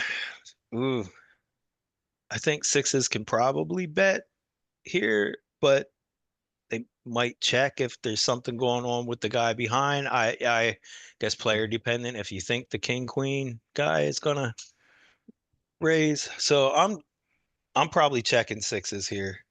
Okay. And is your thought process that you're checking the sixes here because you want to wait for the board to get better for your opponents? You want to see Yeah, at least I one just I don't Broadway really card? they don't really have much. Yeah. Much there, and there's not really much of a possibility of getting outdrawn if they do check behind. Yeah. I kind of I'm new at this, so Right. So all those are all reasonable thoughts. Now here's the thought that goes against it. It's the one that you had. And so now the thing is, how do you balance them? You want to be all in by the river. You want to get that's your total goal is you need to be all in by the river in this hand, right? With your set of sixes. yes. And you do not need to say to yourself, how can I keep both of them in? Because they're both not going to go to the river with you. I'm just saying that it is Right. very unlikely that you're gonna get two people to go to the river with you. So you're gonna hope you can get one of them. Now, checking behind. And the next bet if you check behind and any kind of big card comes out, which is what you want to see an ace or a king. You want a card that hits them. If that comes around and you bet 20, the pot will go up to about 68 with one call, and you'll have 66 left, the pot size bet. So because of the size of your stack, because it's a little smaller than usual, you can get all in two streets. Therefore, it's okay for you to check here. Right? Okay. See why I'm saying that? If you had Yes. 120 big blinds, you don't want to check here because you need to have all three streets to get all in without overbetting. All right. That makes a lot of sense. Gotcha. So you can. Now that doesn't mean you want to. The nice thing is you don't have pocket tens here. Pocket tens is bad because then nobody else has a 10 and nobody has a 6 or 4, and so they all fold to you. But you have pocket sixes. So any 10 jack suited, ace 10, hands that certainly the jacks can have is there. So that's good. So you can bet. I think because you were the aggressor pre-flop, that you don't have to check here to accomplish what you want. You can bet small. You can bet quarter pot or 20% and get called by all kinds of stuff. Okay. Yeah. That makes a lot of sense. So in a Actually. sense saying, what, if you want to ask yourself that thing of keeping people in, you can just say to yourself, what's the biggest thing that ace king will call? I mean, ace king is going to obviously be there if you check. Is ace king going to call one big blind? Sure. 3 big blinds? Probably. 5 big blinds? Maybe not. Right? Right. So Right. if you want to target that both of that one guy has, and ace king probably 3-bets you. So what hands are you up against here? You're up against ace queen, maybe. The guy behind you is a real weird thing. He's probably has a pocket pair. That's your thought, right? Right. Yeah, it's just some nines. He's got 9s or 8s or something like that. So So there's a lot more of an argument for betting than. yeah, just not big. Pot size is silly here. You don't need it to get all in by the river. And let me get out of these guys' way. I have to go to another room. There we go. Okay. So with that in mind, I think that he can bet, and 25% to 33% seems great, and 10 to 15 seems better than checking. Okay. Now 25 to 30 may still be better than 10 to 15, but 10 to 15 seems better than checking to me. With that in mind, what do you think? Does that change your thought at all?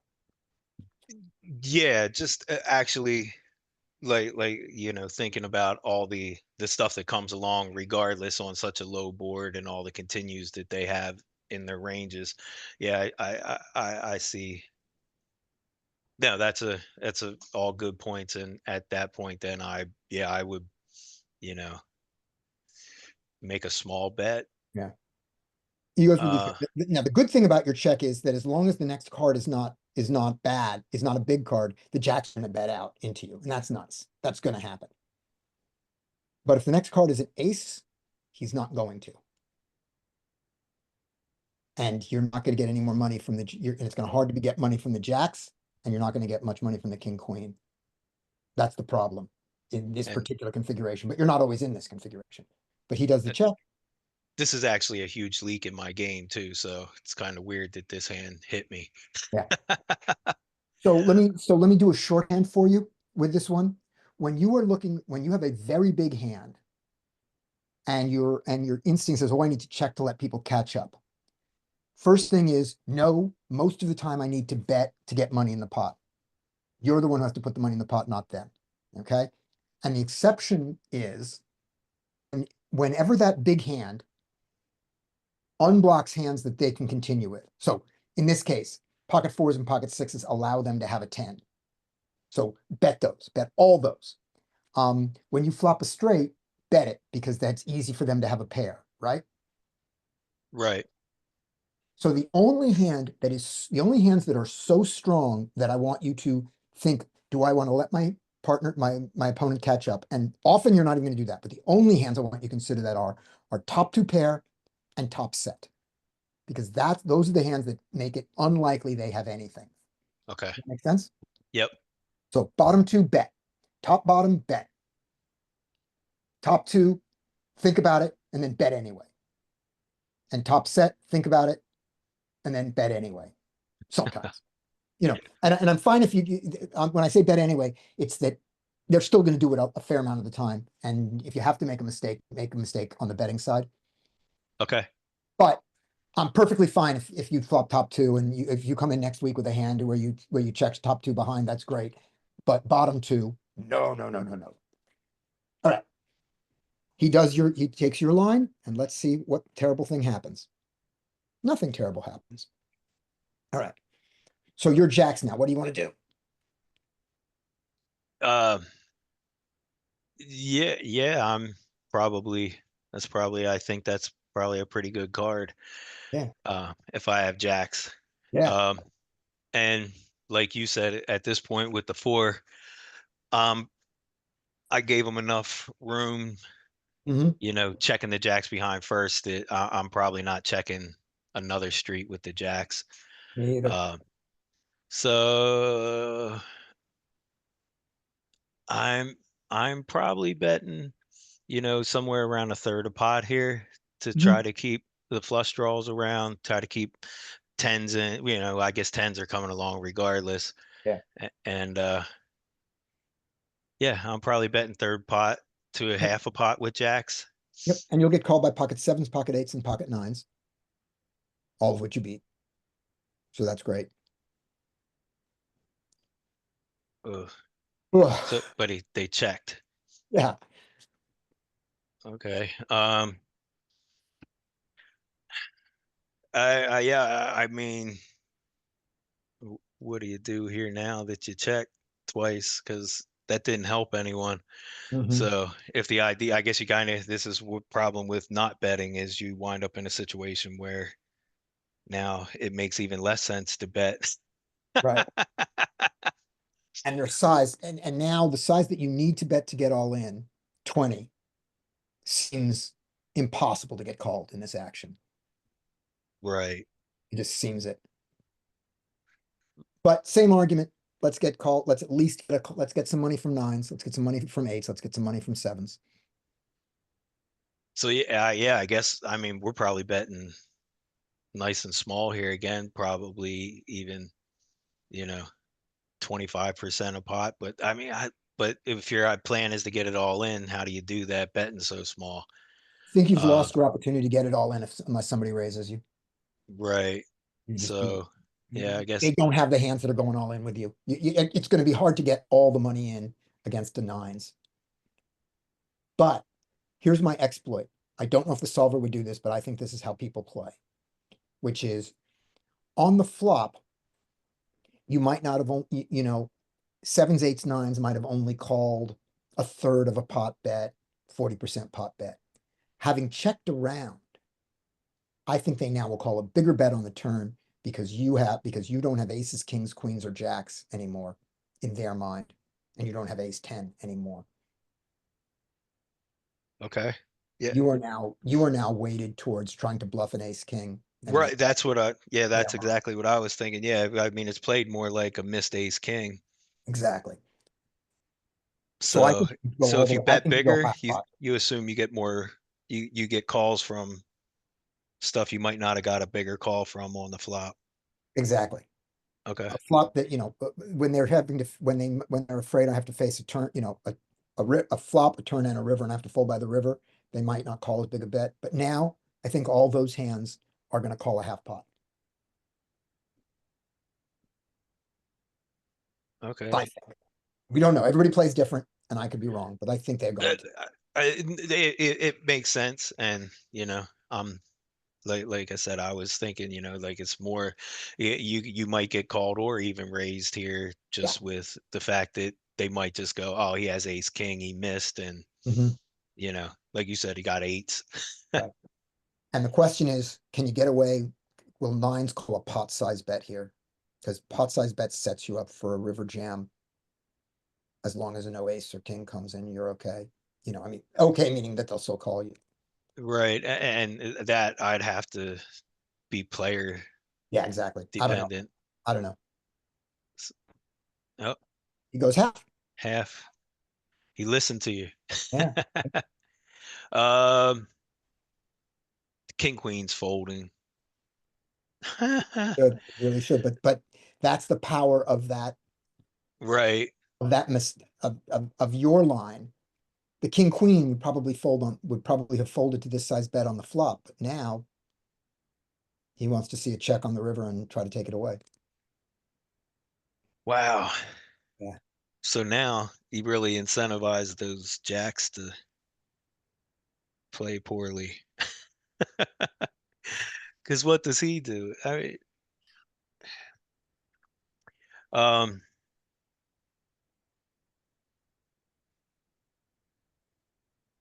wow.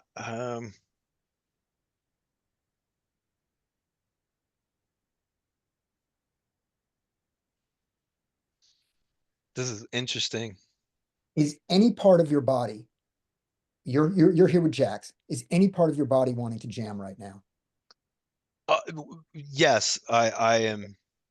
I mean, that's kind of what I'm mulling over here is, I mean, you can't ask for a better board, Mhm. but you still have to, Right. huh? And now I'm going to say a speech to you. Okay. This is not based on the cards. It's going to be hard to see this because obviously we've seen the cards and we know the jacks are fucked. Which is, there's a part of my body that wants to jam these jacks right now and just take the pot, not see any more overcards to these guys, and say this pot is huge and it's mine. Our friend Joey, who was here before you, said in multi-way pots, if two people are interested in the pot, one pair rarely wins. And he's including aces. So while to this action, I don't know that I can fold my jacks. I think I can resist the impulse to raise here with my inner Joey saying, dude, two people are interested in a pot and all you have is one pair. And no, you don't have two pair. Fours don't count as your other pair. Right. So with that in mind, I think that I'm going to lose 13.54 more big blinds here and not my stack yet. We'll see what happens on the river. And he listened to Joey. Okay.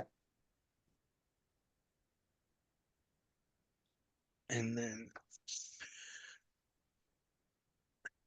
And the good news for the set for our set of sixes is the pot is now big enough because he got two calls. So this is great. This is the best thing in the world that could happen to him. yeah, I mean, I probably call with the jacks there like that now. I mean, and like you said, with the two calls, like I can't be like super confident in my jacks at this point. So with the jacks, I'm probably looking to check call. Looking to check, pray that goes check. Hoping to check, pray, maybe call small bet. Well, Yeah, hopefully they bet small. yeah. Yeah, the sixes at this point, you just gotta put them in Mhm. and then hope somebody has something to call you behind. And I'm with you. I'm jamming my sixes here, but I want to say one thought that I had in my head. When I bet my sixes, what hands was I trying to get called by? We said them out loud. Sevens, eights, and nines. Oh, I'm still betting, but I'm not happy about that nine. okay. All right. Yeah. Sevens, eights, and nines. So 1/3 of them, although less than a third because the nine blocks the nines from having it. So he actually has pocket nines less often than he has the sevens and eights. So I'm still betting. There you go. 35. And then yeah, king queen I assume is gonna fold, and jacks, I mean, not listening to Joey, I think a lot of times they can find a call here. Um, again, not happy about it, I'm calling here. but yeah, I mean, I feel like you have to. I am. Yep. But if the king queen called, you could fold. Oh, yes, absolutely. Absolutely. If they call, because I mean, you just have to assume that there's something hidden in there. Yeah, with king queen calling, but the problem is here is the sixes can easily have ace king of spades here, easily have ace king of spades, and the king 10 can easily have 10 jack suited and ace 10 suited easily. Both those make sense, and I beat both of them when the 10 calls, but still, I'm gonna fold it, and here I'm gonna call, and just get the bad news, and be happy that I didn't lose another 37 big blinds. Right. Yeah. And that's a win. That's a win. So, Right. so I think here, Yeah. Heads up, I completely agree with the call. I think there's reasonable bluffs. This villain seems like a decent player. I think it's a reasonable, good call. It's obviously a bluff catcher, but I still think it's reasonable. Multi-way with 2 streets of aggression, and the sizing, I would probably fold more than I would call. Okay. They folding also, turn? pardon? Are you folding here on the turn? I don't think I'm folding the turn because there was no action on the first street and the sizing. I think this is, I would call this, but then a sandwich player betting twice in the multi-way on 2 streets, I think is a fold. If they were villain 22, who's loosey-goosey, and also closing the action, technically the last player, I would probably find the call more. But in the situation where it's the sandwich player betting into 2 people for 2 streets and the sizing, I would probably find the fold in this multi-way. Right. Also remember this, Yeah, that counts. yeah. All right, so let's before we leave this hand, this is just for you, Richie, because you're the one who folded to him, is enraging him. Ace fours they've got the over pairs as well. They've obviously got the queens, the kings, which they should Ace continue, four. but they may not. But they've got the 2 ace 4 combos, Yeah. clubs and what's it called? Spades. Not spades, sorry, clubs and what, hearts. Which obviously is only 2 combos, so it's a small amount of their range, but it's definitely there. Yeah, so I just think, you know, because if I was in the sandwich position with, let's say, queens, I would probably still check here because it's multi-way, and obviously, as we discussed, pair value goes down, and this is hitting their board a bit more. So I would have probably checked here.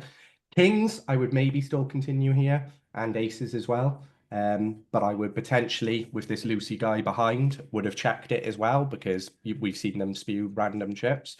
So as the jacks, you know, switching back to that player, I could still potentially see in this villain 7 as a good player, put aces and kings in their range because they're trying to get this villain 22 to just spew in, as we've seen them done. So yeah, I think when it gets to the river, I feel like I would find the fold here with the jacks. Okay, so one correction, we didn't see villain 22 spew like crazy. We saw villain 23 spew like crazy. Oh, okay. Right, but still, he still made the mistake of there are no GTO calls to a raise and a re-raise. So Yeah. So he made that mistake, so we've got that in there. On the value side, I think villain 7 has aces here. I think he has, I think he can have any hand that he damn well pleases. But if it's me there, if someone's playing anything like me, you can check behind aces one time, sure. It's not the main play. You can check behind your, oh, he's got king queen again. You can check behind your kings a little less, queens a little less, and jacks a little less. Go reverse linear, because of what you hate on their card. That seems reasonable. And then what else is reasonable? Pocket tens can check behind one time for the reasons that Nate brought up, and it's the best one to do. And pocket sixes, I don't put him on, but there's a little bit in pocket four, I never put him on. But ace four, and I didn't think of ace four. Once you think of ace, Yeah. now this all fits. Yeah, yeah, I don't put them on pocket fours ever, really. Like, obviously, there's a chance, but very unlikely pocket fours. No. And as you said, they have the tens as well as some of the overpairs. So Yeah. I just think I'm going down more that this feels underbluffed in your situation. You know, Right. a sandwich person is betting into two people for two streets for reasonable sizing, you know, Yeah. and therefore my hand is becoming a more bluff catcher, and therefore it is more profitable to probably fold Yeah. than to bluff catch. Heads Yeah. up, completely catch, different. multi-way I'll probably pots be is calling much- this. Yeah, we don't need to bluff catch and multi-way pots. Yeah. We beat any of his value, and we beat a tiny bit of what he might conceive of value, but we don't think he checked. But that tiny bit that we beat of value, ace 10, is one of the hands we think is not often. Ace 10 suited is not often 3-bet, and it's not often checked on the flop. So I think, so the value portion of his range that I beat, I think is gone, I mean, downgraded. Yeah. You're probably Yeah. right. But but on the bluff side, boy, do I see ace king suited, king queen suited. Those make sense to me. That they would bluff, that they would check the flop, bluff the turn, and then bluff the river. He has to bluff Yeah. into two players, but Yeah, I can see there being bluffs here, but I think just the bluffs are a smaller portion of this person's range in this particular play style. That it's yeah, not worth it. okay. Dean, you are up next, and then Mike, if you can find a multi-way hand in your database, I'm going to hand it over to you after Dean's hand as I go up and do something. And was there anything that we wanted to solve in that one? No, they were in the wrong positions, right? There was nothing about, I'm just remembering this hand. There's nothing we want to research in GTO Wizard for this because of the positions. Okay, good. Dean, I give you this. Ace seven raise. Oh, why don't I hit the right button? Yep, he does. Jack. Oh, we should fold. Mm-hmm. Eight. All right, now you get to see what I actually do in this situation.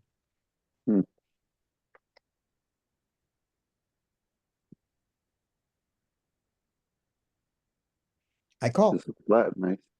I was wondering if call you can this. do that. Call. But it was This is like, not the same table. So we don't, it's not that I'm trying to get it in with this guy. This isn't the same guy. king, queen, can maybe squeeze. King, queen squeezes. Good. Ace seven, or what? Oh, this He's guy all in. again. Oh, yeah, only He's a little bit. He's irrelevant. Yeah. But still juices the pot a little bit. Mhm. Yeah. Definitely call with eights. Yep. Check. Check bet. I Checks bet with behind. the gutty. Check.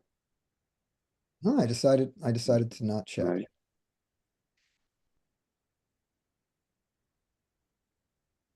Now you're not liking it? Right, and he's gonna bluff me off this on the river. Yeah. Even with the king, queen, four in there. This is gonna be, yep, that's what's gonna happen. Can't bet now. I can't bet now. What about a block bet Oh, now? I did. Oh, I oh, did. wow, nice. Yes, I can. You're getting value. I don't think he's gonna bluff me. You can't really. He does. Oh, It's wow. Puke. gonna work. Yep, it is. Oh. So badly played. All right. So what's the right play for me here? Dean, you play the eights. Play the eights better than me, please. The call's not bad. Right. This call we're Okay, okay with. call. We're okay with this. It's a little early. You know, from low jack. I've got to get through I've got to get through 1, 2, 3, 4 players not to squeeze. This guy doesn't count. Yeah, and you're out of position, so it's gonna be hard to Right. play the eights. And if he jams, the other guy can't rejam. Yeah, And that's important. So I'm not opening myself up to losing this pre-flop from him. But there's, and with the jam, you got that little bit extra in the pot too. so. As of now, we're both, I'm happy with the play. Yeah. They're here, play better than me. Mm. How much did you bet? Like a maybe smaller size? I bet half pot. Yeah, if you're trying to get called by ace king, Mhm. isn't that what you're trying to think about? Or trying to get, or just trying to get, the random overcards to I fold. mean, but like the other hand, you were trying to think about sizes to get called by ace king. Yeah. Like this only gets called by better probably. Yeah. Maybe jack queen or something still can call, but you don't Jack. have like great outs versus that.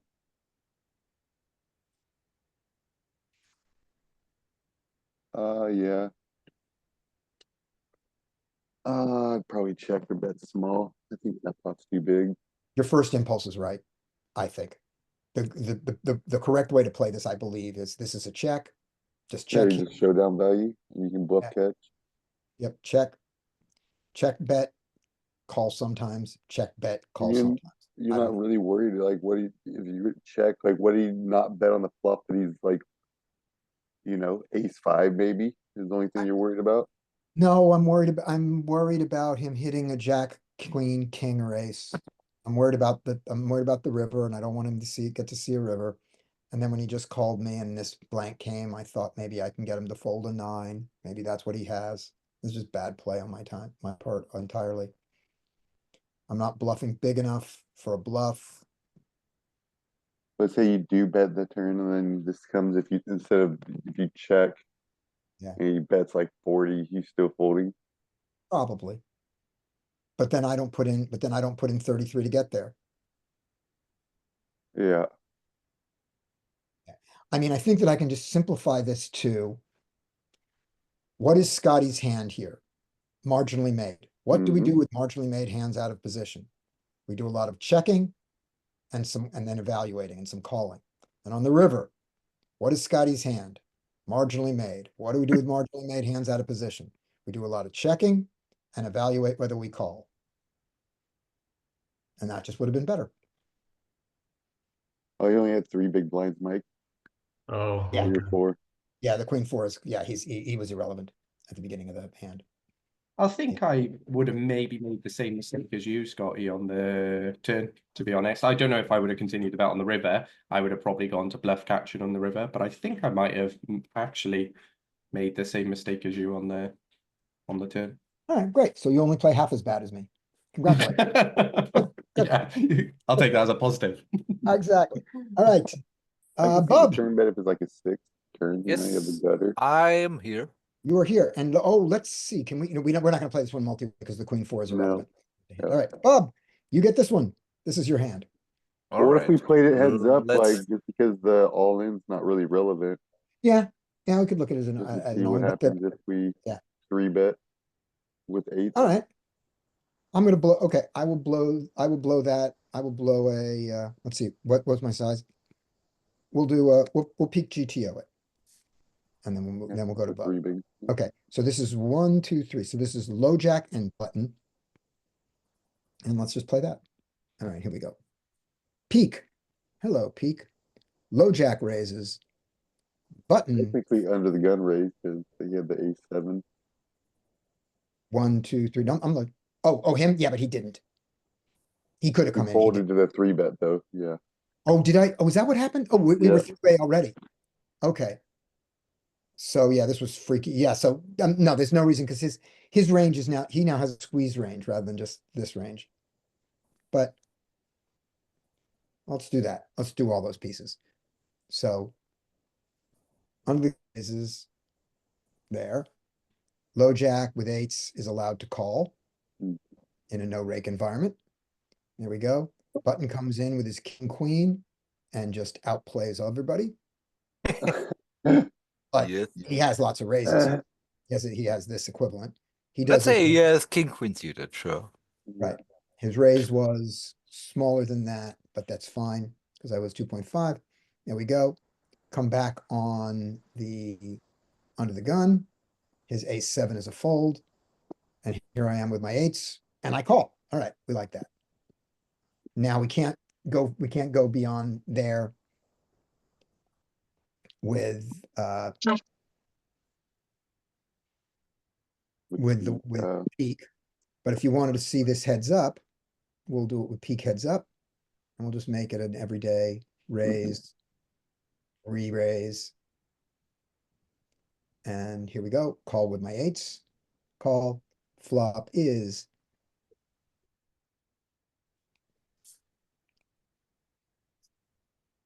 ten, nine, 10, 9, 5, 10 of hearts, 9 of diamonds, 5 of clubs, I'll say. I don't remember whether it was, but close enough. Check range, we got that. All right. He has his king, queen and can bet it, but he also can check queen behind. off here. Woo. Yeah. Right, in this case, he has king, queen off. So he has the king, queen here, and he checked behind. 5 on the turn, and the 5 is the 5 of rainbow. Eights. Bet. Oh, nice. Hey, let's all misplay the hand, shall we? But look at the size. But small. This is 5.4 into 21. So too big. This bet size is just not a thing on this board. So betting that and getting a call from the king, queen makes sense. It's got a straight draw and 2 overs. The river is the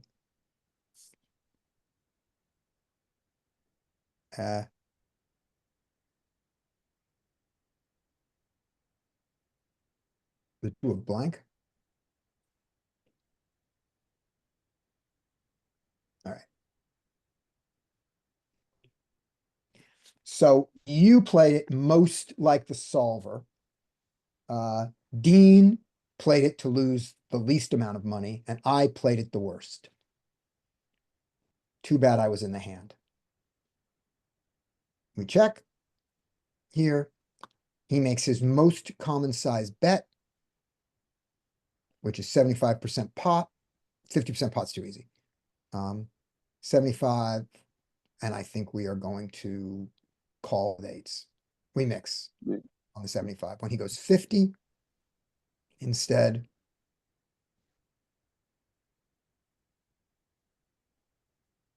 we call with eights even more. All right. Mike, are you able to show a hand for Gao? I am. All right, Gao. You are up.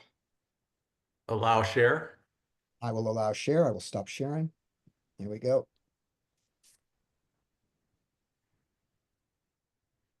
And if Jiao doesn't come online, the next person up is, give me a second and I will tell you. I think we're on Larry. Jiao, Richie, yeah, Richie's already gone. So it's Jiao or Larry. I'm gonna hit ask unmute there. All right. Gauss says he can't do it. Larry in here. Larry, you're up. Yeah, sure. All right, take it away, bud. All right, so what do we got here? Hijack, low jack. I think it's too early for the 5s. I think the 5s have to fold this early. They're in there. They're in some ranges. Yeah. Low So- frequency on the wizard ranges and some higher frequency on other charts. Okay. So 10-8 doesn't get to play, Jack-4 doesn't get to play, 9-8 doesn't, it should fold around. But it's not. Jack-4 is gonna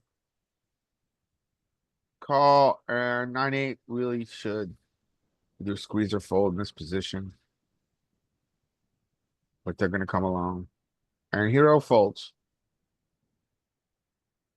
So multi-way. We get this flop. Out of position should check. I don't know. I think 5s here. King high flop, and you've got your own back doors. I don't know what, this is very, cuspy, because I mean, we do get to bet king sometimes. I think probably will check here. I think we can continue to a bet with this backdoor equity. So I don't think we need to bet. So he bets and it's good. The 4 to this size with no ability to improve probably needs to overfold. 9-8 totally missed. There you go. Power of aggression. So this is kind of an interesting one. We know that these hands shouldn't be here. However, I'm curious about these fives c betting. And we could probably look at that. Yeah, I'm not sure about the 5C betting. I think because it's a board that's, it's the king high board, which we know gets a lot of love in the c bet world. Fives with a heart has all those back doors. yeah. And I think we can actually do it with a low jack button, and we can go either small blind or big blind. Let's just give it the true small blind range. And then it was it was king of hearts, 3 of hearts, 4 of diamonds.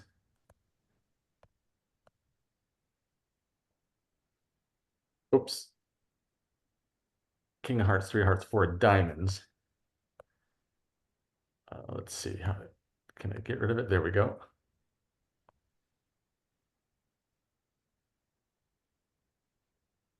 All right, so we know big blind or the small blind here checks range. And we get back to this c-bet opportunity with this king high, king low board rainbow. And yeah, fives get in there and you want to have the heart, which we suspected, right? Yeah. But even without the heart, it's got some decent frequency of c-betting, but the entire range, 30% of the time, wants to c-bet. Yeah, we definitely have some bets here. I could see that.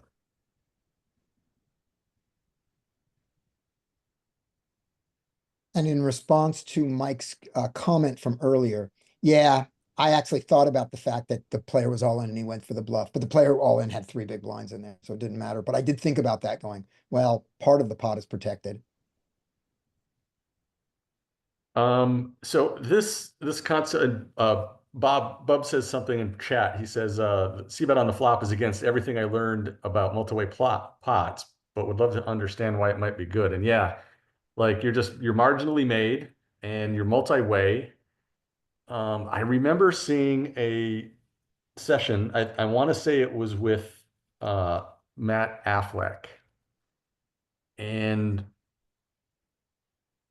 betting for protection in multi-way pots with hands that want protection, like fives, I suppose, would kind of fall into it a little bit. I would think more like hands up here. Want to do that more frequently than heads up, because you get folds from hands that have a lot of equity against you. Like when you get one person to fold like 10 jack or ace 7 or whatever it is that they have, that's huge for you. But I can't really dive into it because it's kind of one of those theory things that is beyond my comprehension sometimes. But So look at how much less often tens and jacks, and nines and tens and jacks do it than fives. Fives, you kind of wrap around those 3s and the 4s. They have that horrible backdoor that's there. So I mean, it's possible you may get saved.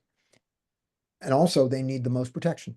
And they need more protection than the 9 does, right? Because 9s, you could still be up against 8s and 7s and 6s. Right. Now change the board in your head to king 10-4. I don't think the 5s do this kind of betting. Yeah, let's do it. Keep it two-tone? Yeah. Yeah, same thing. Although I may be wrong about that because your 3s and your 2s bluffed. You were the initial raiser, right? The low jack was the initial raiser, Yeah, yep. so that counts for something too. All right, here we go with a check. Nope, I'm wrong. Kind It's of completely actually, wrong. the frequency went up from Went up. 30 to 42. Yeah.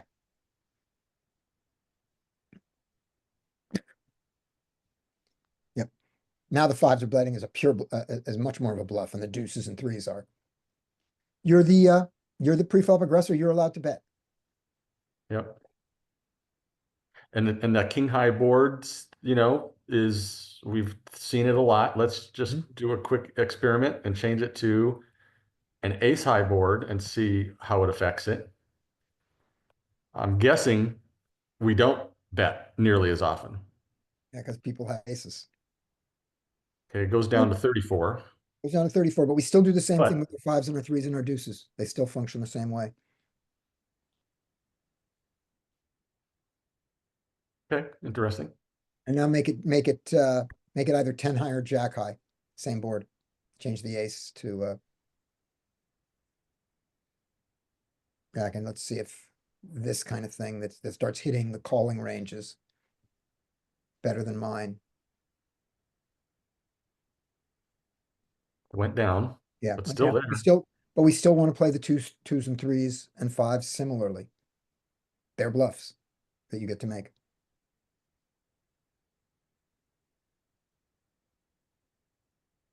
All right.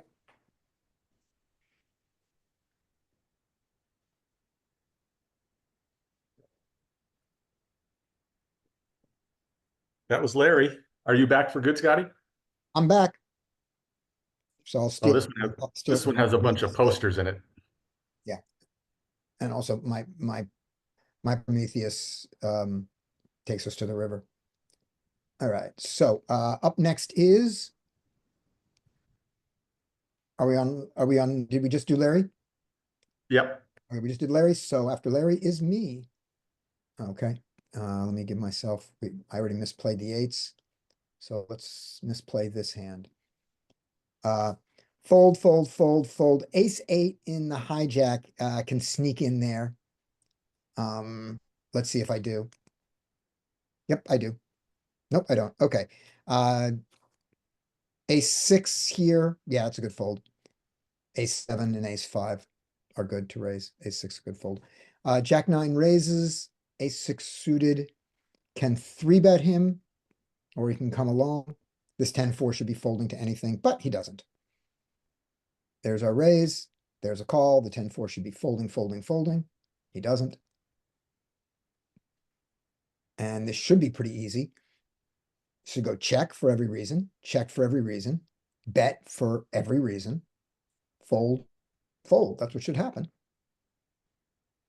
All right, it did. Up next is skate.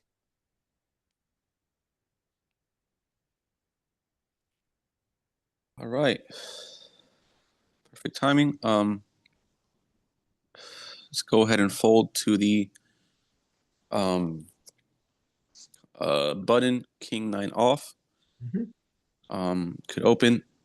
This guy's allowed to sneak in there at some small frequency, but let's see if he does. He doesn't. He's allowed to, but The 8-9. Okay. 8-9 for me. I don't have the notes on me now. The flashcards I made today at 6 in the morning. good fold. When I promised myself that I would study and I didn't, and I fell asleep, so I made them anyways. Yeah, I was like, if I don't do this, I'm really like I'm a loser. I'm a straight loser. So I woke up and I did it. All right. Yeah, on the on the button offsuit side, we're opening up offsuit eights, I believe, all offsuit eights, and maybe partial, and then a whole bunch of other stuff.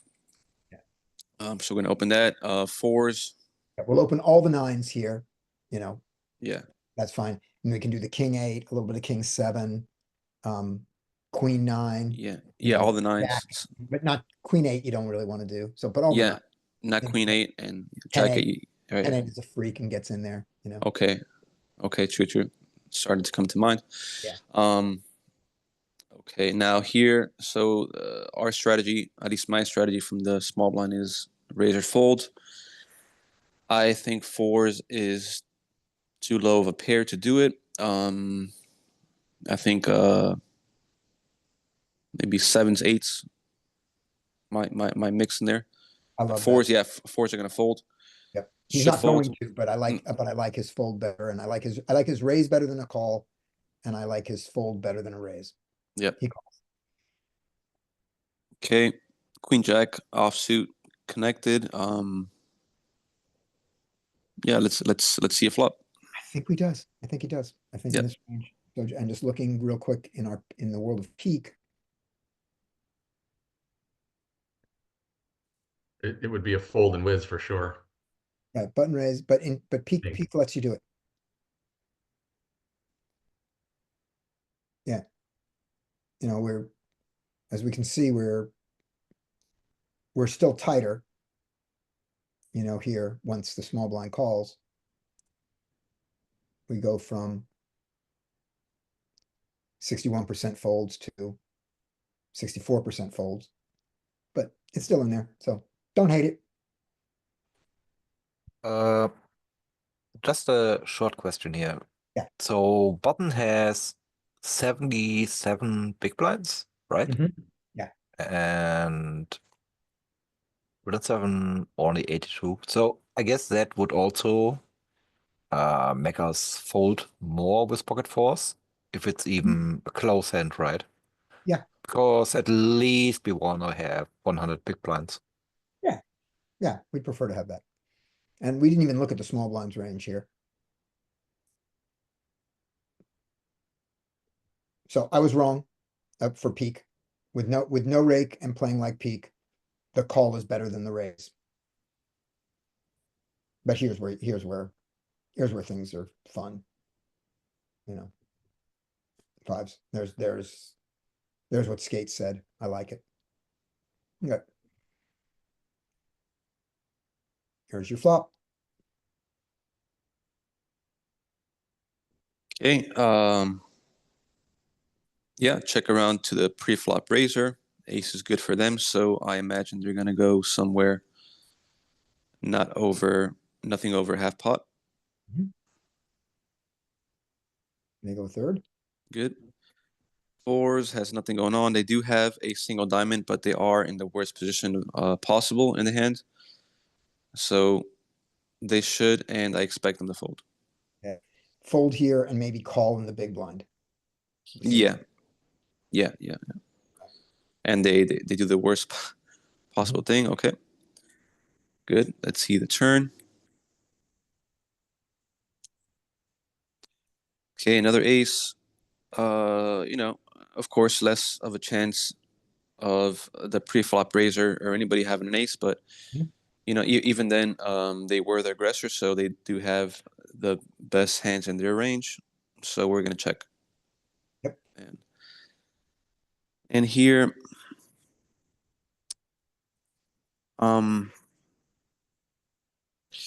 here this is interesting here. So none of them have an ace, but now that what does this player do now that they whiffed, got called on the flop and whiffed the turn? In theory, I think they should continue. What are they going to do here? I'm not sure. So what we're going to do real quick while in the background, so it runs in the background, we're going to go to Prometheus and we are going to give it, we're going to get out of here and we're going to get the latest position that we're allowed to, that gets the small blind and a big blind. I think cutoff doesn't. Yeah, cutoff doesn't allow it. So hijack does. So hijack, small blind and big blind, and the flop is ace-7 of diamonds, 3 of clubs. Yeah. All right. Yeah, because like when the small blind calls, since they called pre-flop, I mean, aren't they? I mean, I'm guessing, assuming they're calling a lot of pairs, and then non-pairs are going to be suited aces and suited Broadway. Yeah.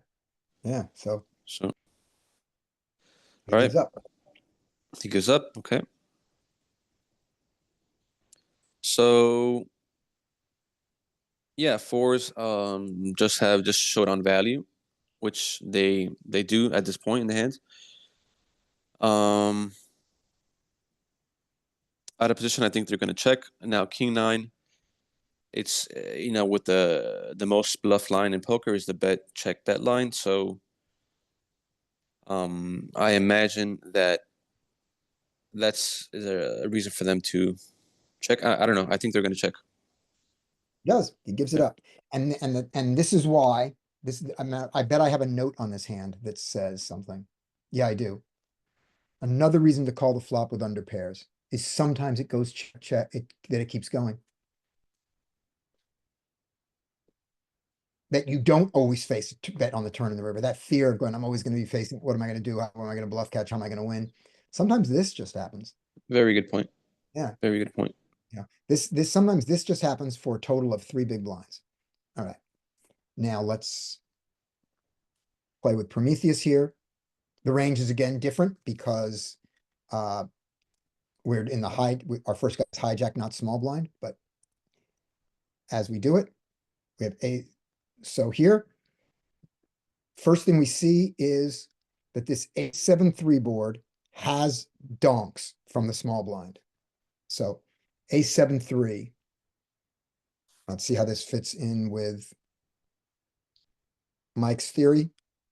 Ace of diamonds, 7 of diamonds, 3 of clubs, and 3 of clubs doesn't matter, but that just we have it there. This is a donk. Yep. All right, so we got some donks. How many donks do we have? 30% of donks. A lot. Fours. Sometimes does it. Just donks right into them. Donks right into 2 players. I'm not going to do this. This doesn't seem like a good thing.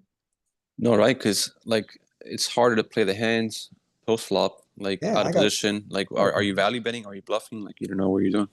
Yep, you are bluffing. That is what you're doing. Yeah. You're value betting when they fold and you're bluffing when you get called. But he checks. Then we've seen the same thing we see usually. The sandwich has pure checks from this there. And partial of, okay, here we got that. And now we're gonna do the weighted frequency and just to look at this again to show you. Yes, we have donks, but we don't have the hand very often. But it's not trivial and never. Okay, there's our check. Then it goes check here. And now bluffs with kings. Sure. We got some bluffs with kings. I bet that they all have the diamond. Yep, you need a diamond to, you want a diamond to bluff. You don't need it because king of hearts, king of clubs does it a little bit. King of spades, king of clubs does it a little bit, but you want the diamond to bluff. And as a matter of fact, you're bluffing pure with a king of diamonds. Jack's gonna be this is gonna be similar. All right. King queen is the best king. So this is the headroom theory, which is king 10 is a good bluff because you get better kings to fold.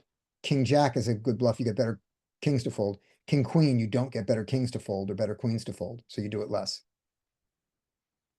All right, down here. Let's see, did he have a diamond? He had the 9 of diamonds, which is the equivalent of the 10 of diamonds, which is perfectly good bluff. So his bluff is fine. He goes a third pot as opposed to a quarter pot, but that's because he did DTO and not GTO and not Prometheus. There's his bet. Okay, now the fours. Now most sandwiched.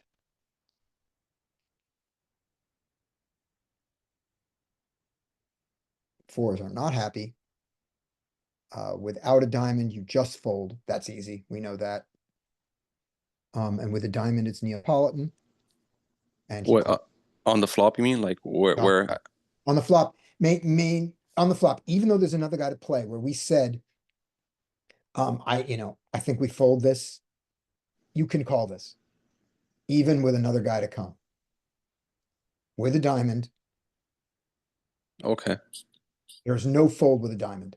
This You can't- surprises me. No, This no fold. Yeah, this is worth learning. Mm, With a diamond, mean- you have no folds.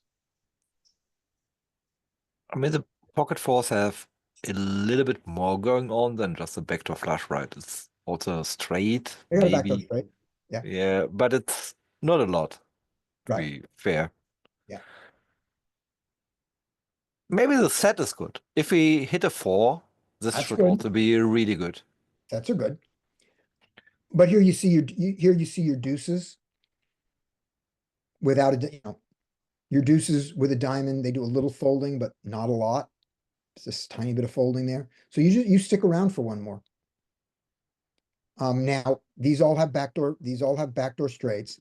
And they will, because the deuce has a backdoor straight, the 3 has a backdoor, the 3 is a set. The 4 has a backdoor straight, the 5 does, the 6 has a backdoor straight because of the 7. 7's is a set. And then the 8's already, you're starting to get into kind of value territory.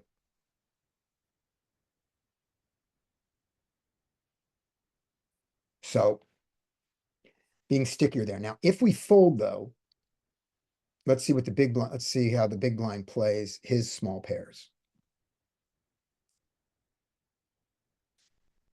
No raising there on that deuce, no raising on the deuce. How do we get out of this mode? There we go. Oh, we click over here. Okay. So there we go. 3s is a set, of course. 4s. Big blind folds more often than the small blind. Anybody want to even attempt to explain why this would be? Because I thought it should be the opposite. Big blind fold. You're saying there on the flop once the 4 is called. No, the 4's. So I want to look at, sometimes you have 4s in the small blind and sometimes you have 4s in the big blind, right? When you're in the small blind, your 4s with a diamond never fold. Right? They call, they raise big. They call, they raise big. Oh, and I think that's going to be the answer. Okay. You got now it. answer my question. Your 5s never fold, right? They call, they raise big. Uh-huh. But when you're in the big blind with no one left to follow you, when the small blind folds and you're in the big blind and you're faced with this same situation and you've got those same hands, your deuces call with a diamond and fold a little bit. Your 4s call with a diamond and fold a lot. Your 5s call more and fold a lot. But we never folded the deuces, the 4, we never folded the 4s or the 5s from the small blind, even though we were in the sandwich, even though it was worse. So I thought that was counterintuitive and thought, well, that makes no sense to me. I want to fold in the small blind more than I fold in the big blind. And now I know the answer why. Anybody else? First of all, was anybody else confused by that? Am I the only one who thinks that was weird? No, I noticed It when you is. brought it up. It is weird. I want to hear what you have to say. Because we don't call more. We bluff raise. So we In this position, we bluff raise more in the small blind as we never opposed to the bluff big blind. raise in the big blind. Yeah.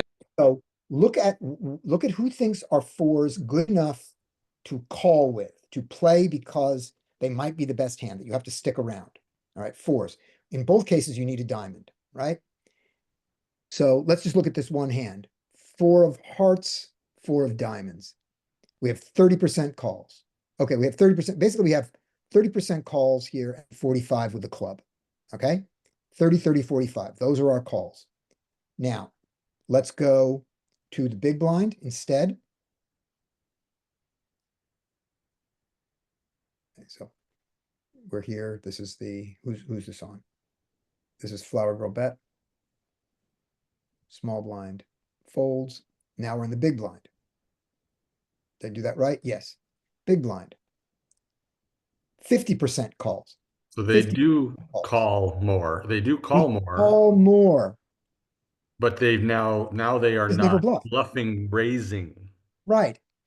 I was equating continuing as if all continues have the same function, and they don't. The raise function's completely different.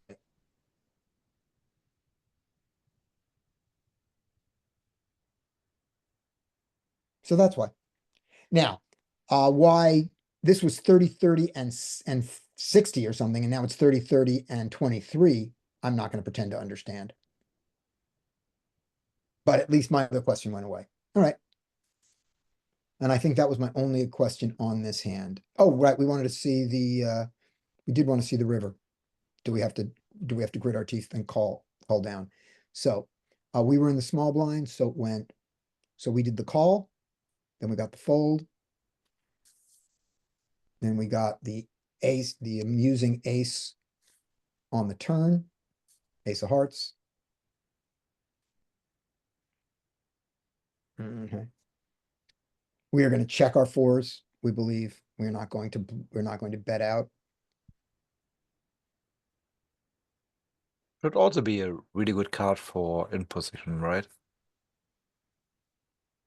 Really good card, but it does reduce. It's a really good card for the value side of him. Yes. Makes him, but it pushes him away from his value side. All right. So we check range on this card. Right. He bluffs fours. And now his king 10 with a 10 of diamonds, which was what he had. He had king 9.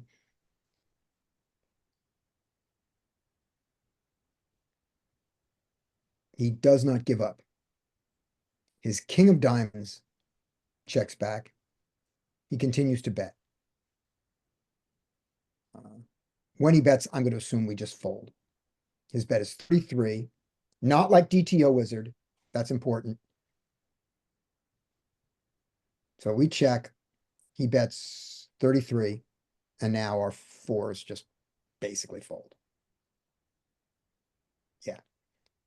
When he checks back, though,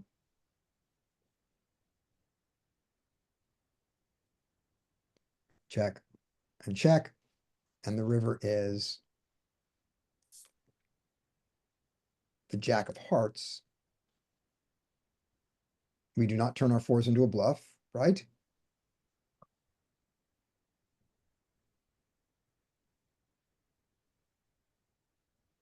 No. Yes. Mm.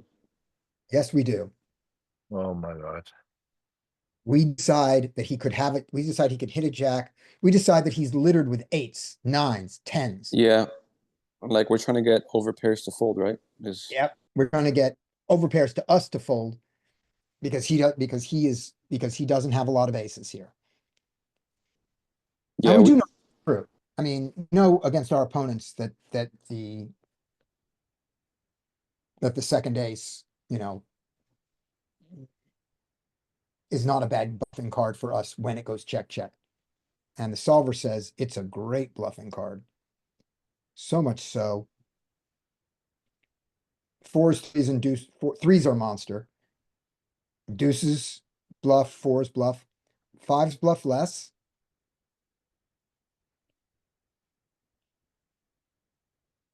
Sixes don't bluff. 7s are a monster.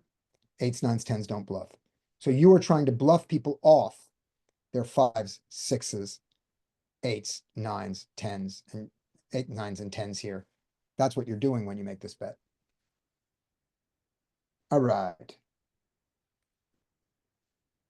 Up next is, that was Skate. Up next is Mike.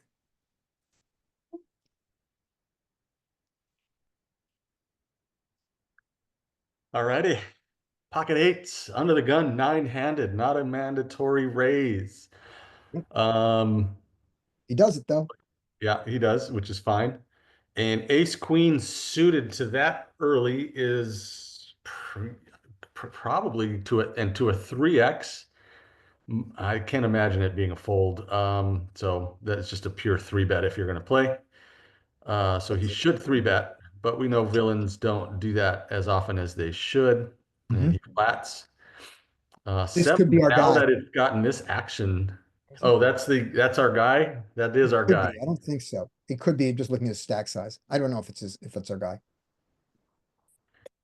Sevens, now that it's gotten this far, I think we can actually consider just kind of flatting now because people behind you aren't going to squeeze as often, I don't think. Certainly not as bluffs. Yep.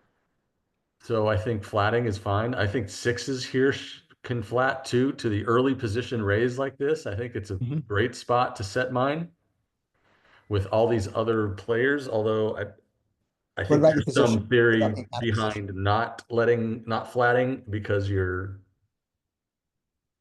rake is too much and you've got set over set potential with so many players, but I mean, I think you can still do it. Yeah, I mean, I think it's an easy flat on the button, even though GTO says not to do it for all the reasons. But in the small blind, I'm a little worried about hitting my set out of position, not set over set. I'll just go broke set over set, but just not being able to get the money in any effective way. Yeah, your equity realization is not nearly as great. Yeah, and it's just terrible against the multiple players. Yeah, but All right, so we got a jack high flop and pocket eights up there. So, I mean, probably just a check range situation. Maybe if you have, maybe it's not a check range with this jack high disconnected a little bit, but I would check the eights. Ace, queen. This is a great spot to maybe bet, although solvers might say to, check range here too, because the villain at six is still uncapped.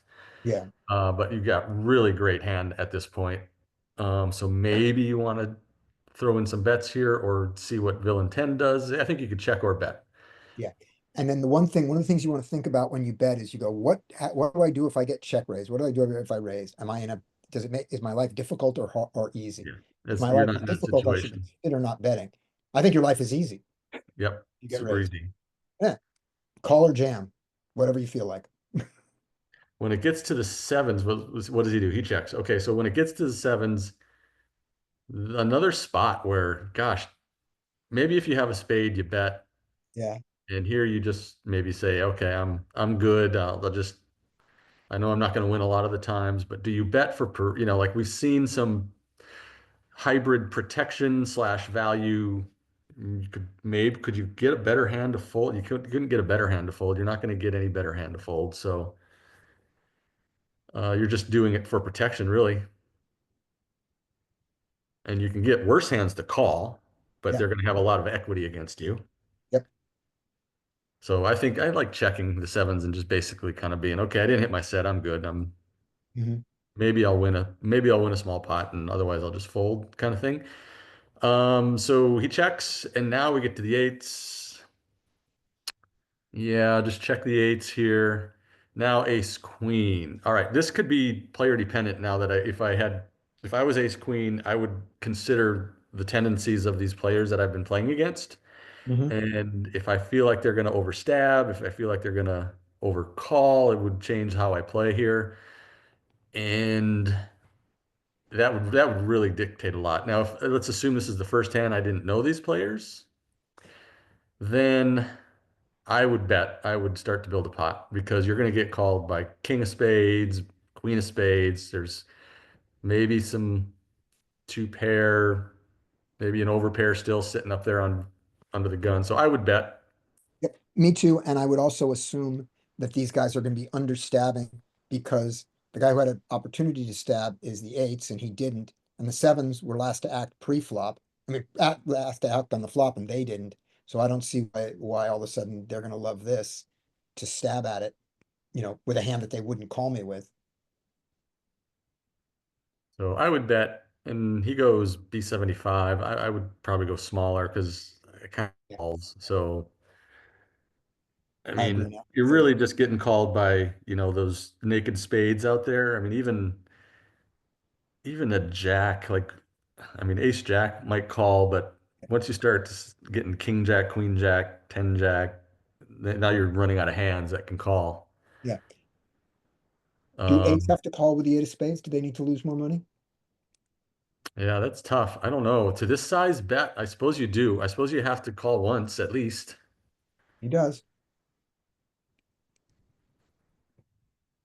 And yeah, just check your eights and pray for a check or something. But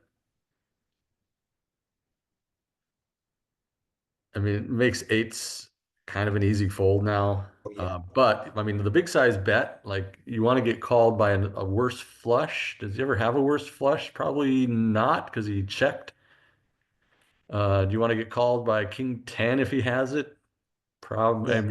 Even, yeah, King 10 is probably the next hand that calls you, unless he's really bad and thinks he should call you with Queen Jack, or what else did he have? Maybe sets? Could he possibly have a set of nines? Could possibly have a set of queens? Yeah. Well, Um, I mean, you're really sorry that you have the queen of spades right now. yeah. You'd rather have any other spade to open up the king and queen of spades for him and to open up the top pair.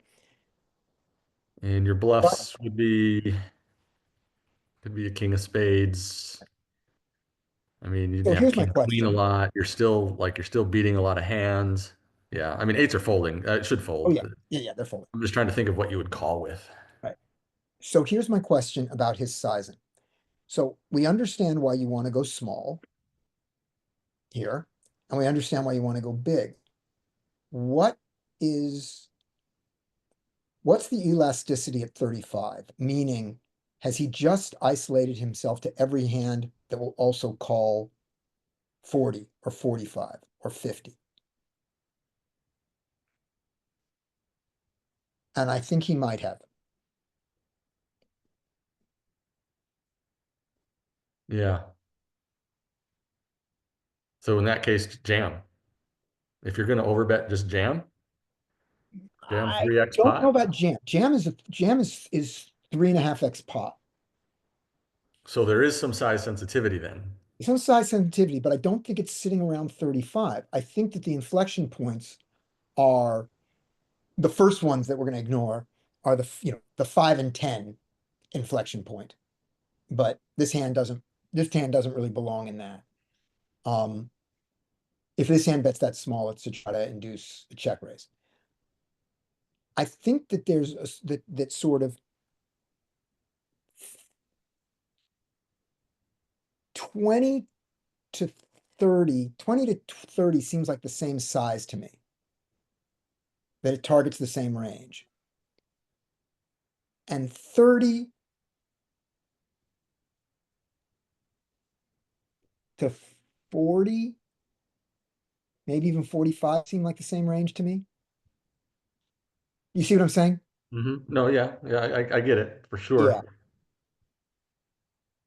That's why I was So, like, I just don't think he gets called enough here. Like, and I think yeah. who was it? Dean said maybe if you have like ace three of spades, Yeah, that'd be great. now you allow queen jack more often, a set of queens more often, king queen. King, queen of spades. Yeah. Yep. So he does that. Okay, that's Mike. Nate, you are next. All right.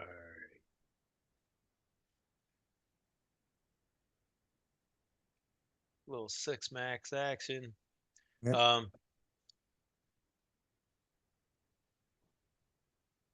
right. Ace eight is gonna raise. I hope so. He does. Queen eight's folding. Seven deuces folding.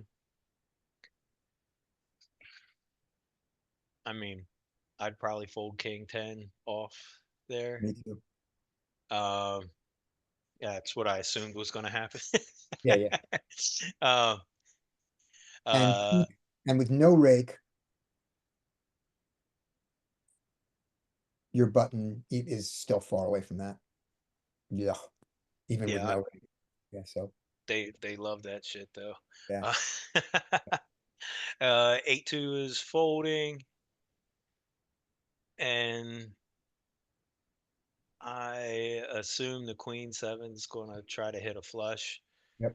and call there, which I think is okay. Yeah, I'm gonna put my suited queens here.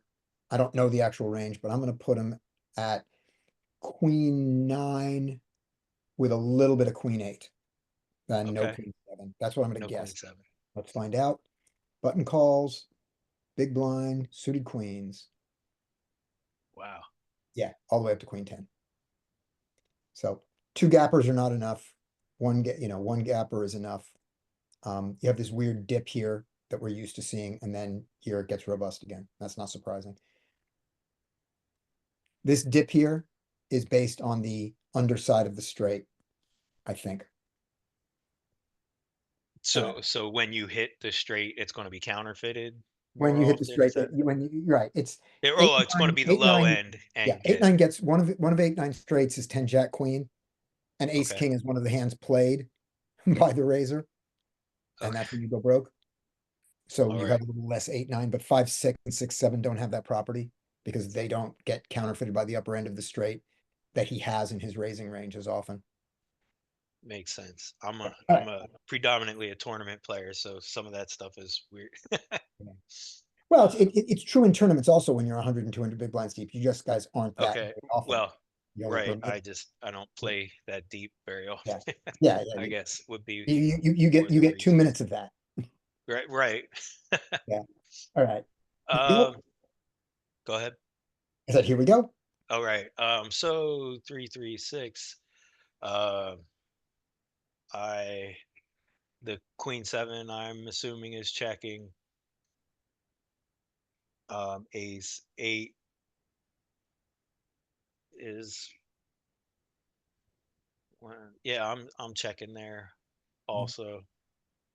I'm thinking about bluffing ace eight here. Yeah. Okay. And but he doesn't do it. And is that just because the two overcards, backdoor flush draw, all that going on, or It's the two overcards in the backdoor flush draw. It's the fact that this misses their range everything? so Right. much. Right. They don't have any threes. I can have some threes if I want, and I can have a 4-5 here, and I can have a 5-7 and all that stuff that they have less of. They have some. So this is more my board than their board. When I'm wrong, I have my backdoors to go with me. And one of the things that I get a fold from is I can get better eights and better aces to fold. Okay. I'm sorry, there are no better eights. I'm sorry. I can get better aces to fold, possibly. If I can get ace 9 or ace 10 to fold, and even if this guy calls me, now my ace is clean and good. So it's all those things. I'd be more happy to do it with 9-8 than I would with ace 8. But ace 8 is what I have. So that's what I would consider. And we're not going to be able to solve it to see if ace 8 does it here unless we put him in the hijack. So we'll check to see if ace 8 ever bluffs this. We'll put him in the hijack. That'll be our thing. But he doesn't do it. Yeah, I mean, considering it Yeah. you know, the relevancy of it never hitting anything, really. Yeah. I mean, yeah. So king on the turn, queen seven's checking. I mean, if we check the ace 8 on the flop, Oh I yeah. mean, we could rep a king, but we're probably checking. Yeah. Oh my God, we tried to rep a king. I would not do this. This guy has more kings than me. Right. Yeah. So This is not going to go well. yeah, I mean, with the king 10, I don't see any real reason to raise there. Me either. So we're just calling. Queen 7, I imagine, is folding. And a 4.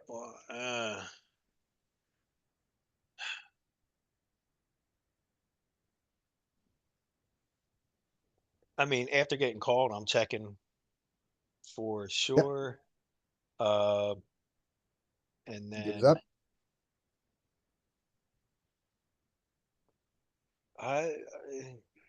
Thin value. it's king 10. Yeah, That's your right. Is question. that's what? Go ahead. I said, there's your question. King Right. Yeah. Yeah. Is it high enough for a little value? I don't really think so.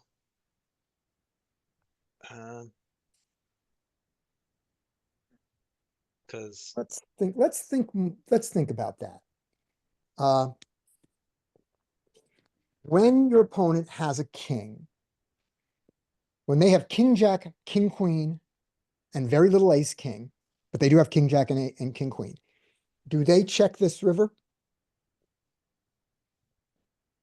no, Okay. When they have a pocket pair smaller than kings here, do they ever bet the flop? I mean, I bet the turn. yes. Do they ever bet do they ever take this line? So I'm Oh, looking for the two things. I want to have hands that I beat, and I want to be able to get called. I'm looking for just one thing, your Yes. power supply. I plugged it in already. Oh, I you just- did? Oh, you, I came upstairs and plugged it in. Relax. that was quick. Yeah, that just happened. Larry is so uncomfortable in a tournament with two big blinds. It's like four big blinds is fine, Larry. Relax. Relax. sit for the chair. You've been sharing, my friend. All right. So yeah, I mean, I guess you don't wait till the turn for the king to hit to bet with something, to bet with a pair. Yeah, it Worse. seems like if you had nines here, and you checked the flop, you would not bet the turn. So you really are only looking at getting called by a worse king. And if you believe that king, queen keeps betting, and I do,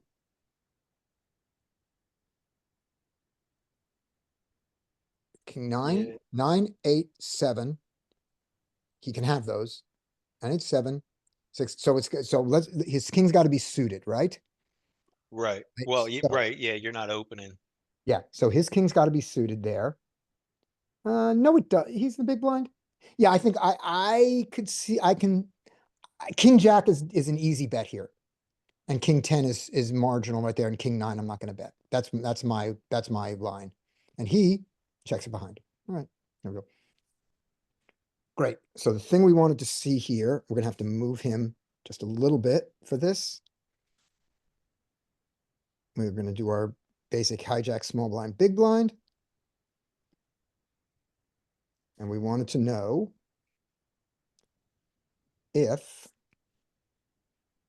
yeah, we want to know if ace 8 can bluff this flop. Okay, so the flop is 3, 3, 6. Let's go to the beginning of this world. Where's the little go back thing? Go back. Okay, so that's how go back works in this. Go back. Just go to here. There. Choose flop cards. 3, 3, 6. All right. So first thing, Mike, donks. So it's possible that it's the small blind, big blind configuration that is the donks, because we haven't done we haven't looked at very many low jack button big blinds, whether they get any donks. So we'll look at that. So it may also just be that small blind, big blind, the small blind has the donks because his range is so tight. You know, he has the tightest range of anybody. Tighter than the razor. Yeah, and this is a slightly different board too. Like we were looking at high card and 2 low cards. This is 3 low cards paired board. So it's a different. We're gonna put it in 6, 3, 3 rainbow. All right. And he doesn't do it though. He checks. This is the guy who normally has check range, and he doesn't now. So that we at least observe that this is the board. The big blind is almost always in check range land, right? And he is not an ace 8. Come on, baby. Ace 8 of spades. All right, close enough, but it has to be diamonds to really do it. It has to be the bigger card. But still, I'm happy that this was something that I considered. All right. After Nate, it is Dean. Oh, I'm getting a battery dead hand. Sweet. Yeah. Queen jack open. Eights, 3-bet, nines. Oh, wow. Oh, queen jack folded. This is a good open for queen jack there. That's a very good queen jack open. He's in the Eights hijack. open. Yeah, but now eight's open. Nines can 3-bet or no? Hell yeah, hell yeah. But I call this time on the button because you can do that too. Fold. King 5. Can call. Maybe Alright. squeeze. Check. Check. Bet. No. No nines. Don't need a bet. Call. Easy call.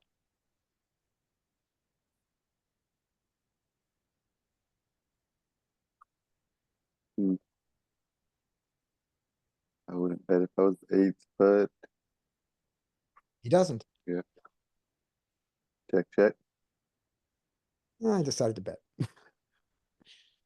I said I would bet with a 10, therefore I can bet with nines. It's the same hand. Yeah, yeah. He doesn't probably have tens. He's not bet checking tens or jacks or queens or kings probably. Yeah. Check again. Bet. This time I'm gonna, I expect to check here. I expected I was going for one street and that was it. Yeah. And maybe that, you know, my look was, you were gonna check the turn, which I think is fine to do it. And then if you check the turn and get checked to again, you were gonna bet the river, right? Meaning you were gonna bet one No, street. I like the turn bet Okay, because like he's not checking Yeah. tens, jacks, queens, kings, aces on the turn. Like there's no reason to, right? He's Yeah. not worried about you having a 4. Mhm. And like ace 10's a good value bet still. King 10's still a good value bet. And the thing that I feel good about here is I would be fine with check bet, you know, on the, you know, bet call, check, and on the turn, check behind. And on the river, if he checks, call, bet there. And the fact that I only bet one time, I'm fine that I didn't bet the river, but we'll look at this. Yeah, I don't hate it just because I the think it was 6 just is like a important to get bad. one bet. If like a 2 or 3 hit, it would be like I would say you should bet, but like a 6 is definitely in his sixes are in his range, sixes, sevens, eights. Yeah. You know, are the things you're trying to get called by, and that's one of them.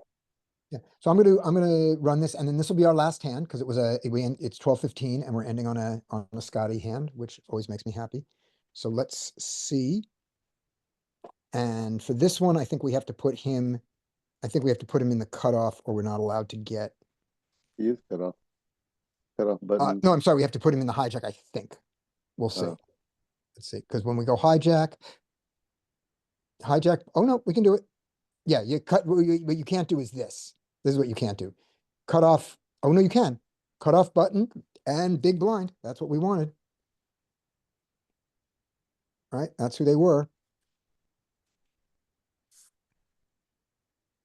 All right, king 5. So perfect. So the board is 4-4-7. Spade, club, diamond. Spade, club, diamond. 10. 10, 10, 10, 10.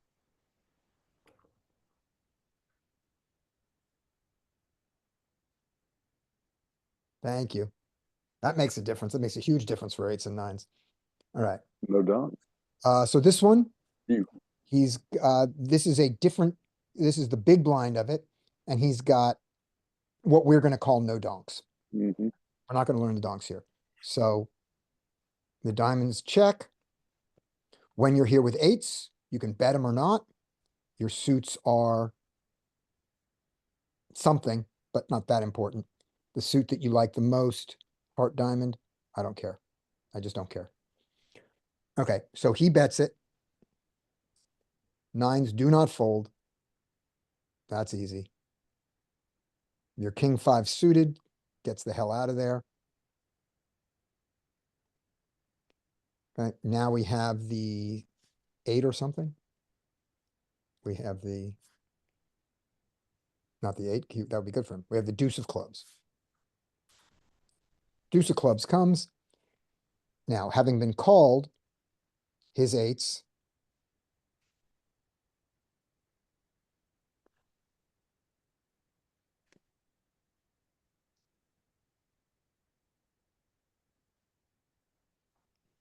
Here, I'll show you. While we do this, I will amuse you with, on the next one, I'll amuse you. Okay, so now his eights are not so happy about betting, but they can. And suits are not the most important thing. So but he does the check. And now nines. Sure, both are good decisions. Great. And that makes sense. We had a reason to do one or not the other. Let's take the line where we bet. And our bet was smallish. He calls with his eights. River comes the irrelevant six of diamonds. Six of diamonds. Taking this line, I don't think he's going to bet out with his eights or anything like that. That seems weird. Mm-hmm. Once he's Does he taken have- this line, yeah, yeah, he goes check pure range. defensive. Checks. And the nines check behind.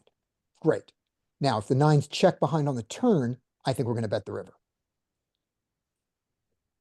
Oh yeah, probably. Oh. If He checks. he checks, So we go back to this right? line. He checks, and we check behind with our nines. The 'Cause he's river not- is once again, oh, there's check. I got it the second check. Check, check. There we go. The river is once again the six of diamonds.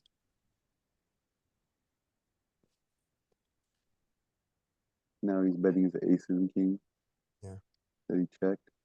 Eights get the block bet. Oh wow, he checks ace. He and can block nines bet. still. That makes that's not that surprising. We might not bet at nines. Yeah. He's checking aces though. So he gets to block bet. He has a sliver of not, and so with his hand. So he checks, and now the nines go for value on the river. Sure, great, okay. That hand makes complete sense. So this is the How did- excitement that's How did happening. red line Scotty not three bet nines there? I don't know. I don't know what it was. It may be because Redline Scotty He was rolled. doing it with on the cutoff constantly and the hijack, and I had folded maybe a couple of them, earlier, like I had my pocket, I was playing a strict three better fold from the cutoff and the hijack like I should. And I got tired of having to fold them there. And I went, oh, this is the one place where you're allowed to call them. So I'll do it. Or you were scrambling to plug in your computer and just had to quickly hit a button? Could be that. So this is the excitement. This is the excitement that happened in the house while you guys were gone.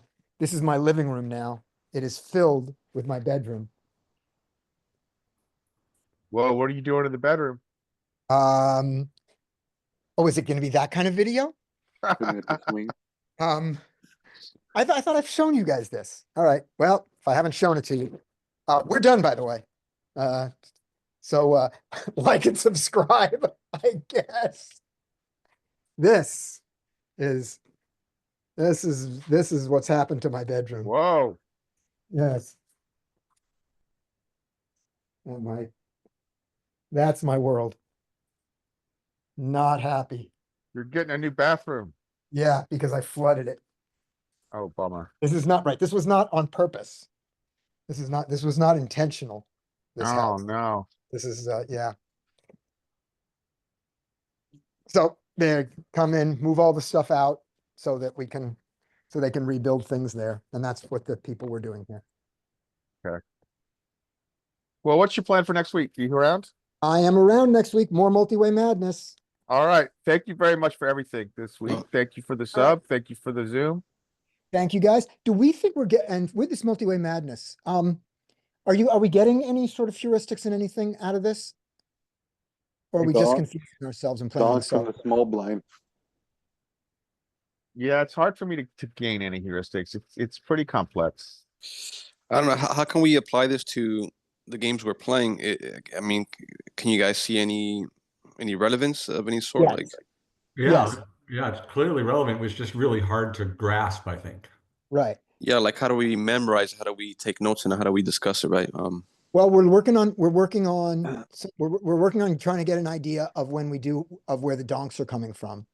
Yeah, it's one thing that sticks out to us, right? Right. And we're changing another part of our play from last time, which is those of us who were here for the DTO study and who followed it, were betting a third when we bet. Our bet sizes were a third on the pot, a third on the flop and pot on the turn, nothing else. If your hand wasn't good enough to bet pot on the turn, you didn't bet it because you were against two opponents, on the flop, right? And we're not doing that anymore.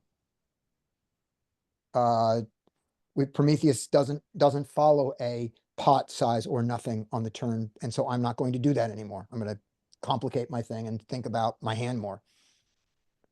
I mean, this is something I was thinking for myself. I'm going to start studying this way, like having an actual schedule, and maybe for the study group, maybe I don't know what's it called. I mean, like what professors do, like like more of a classroom kind of setting, without being boring.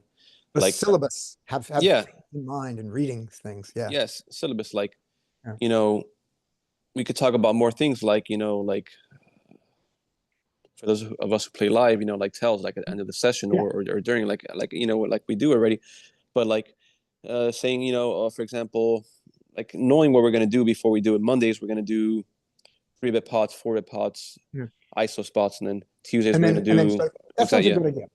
So here's Yeah. what's on the schedule coming up for the things to study, other than poker in general and just play and have fun.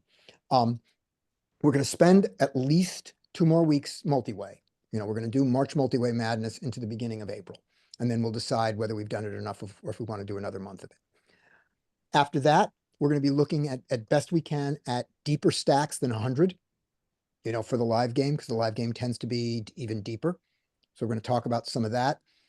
And if you remind me next time, we'll talk some tells.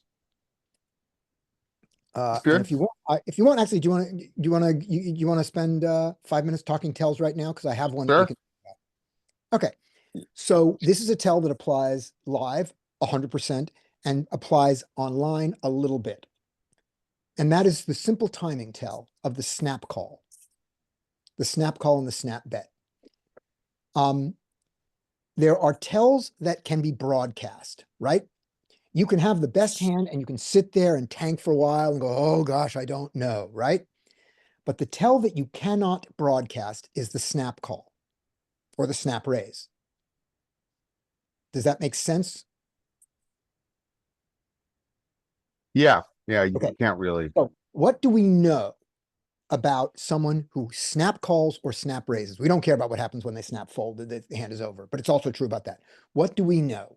That there's gonna kind of drastically weaken their range, because with a strong hand or with some kind of draw, they would at least take a few seconds to think. Good. That you're absolutely right. With your conclusion, I want to go one step before that. We know their decision wasn't difficult. Yeah, If good they point. snap decision, it was an easy decision. So therefore, we can now rule out the things that are hard. And then Skate was right about what are the things that are hard. Well, it's hard to know how to play the top of your value range because you have to think about sizing. What will he call with? Look at the length of discussions we went about.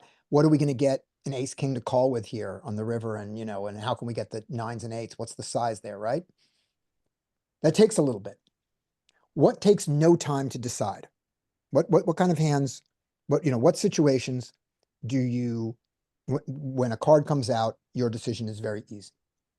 Oh, if you Under pairs.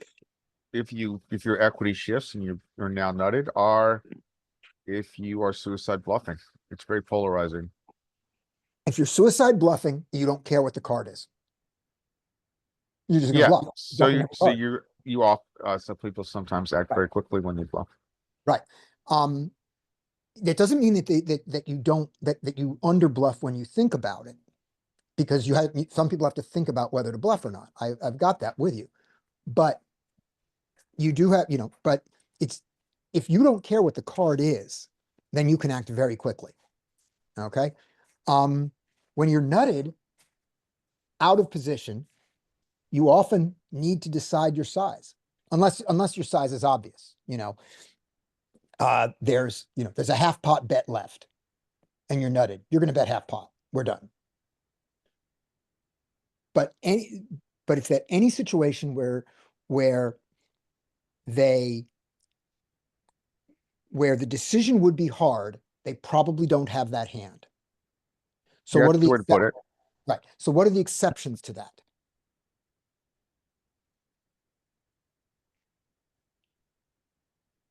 Wait, can you I'll give you an here's what I had in mind.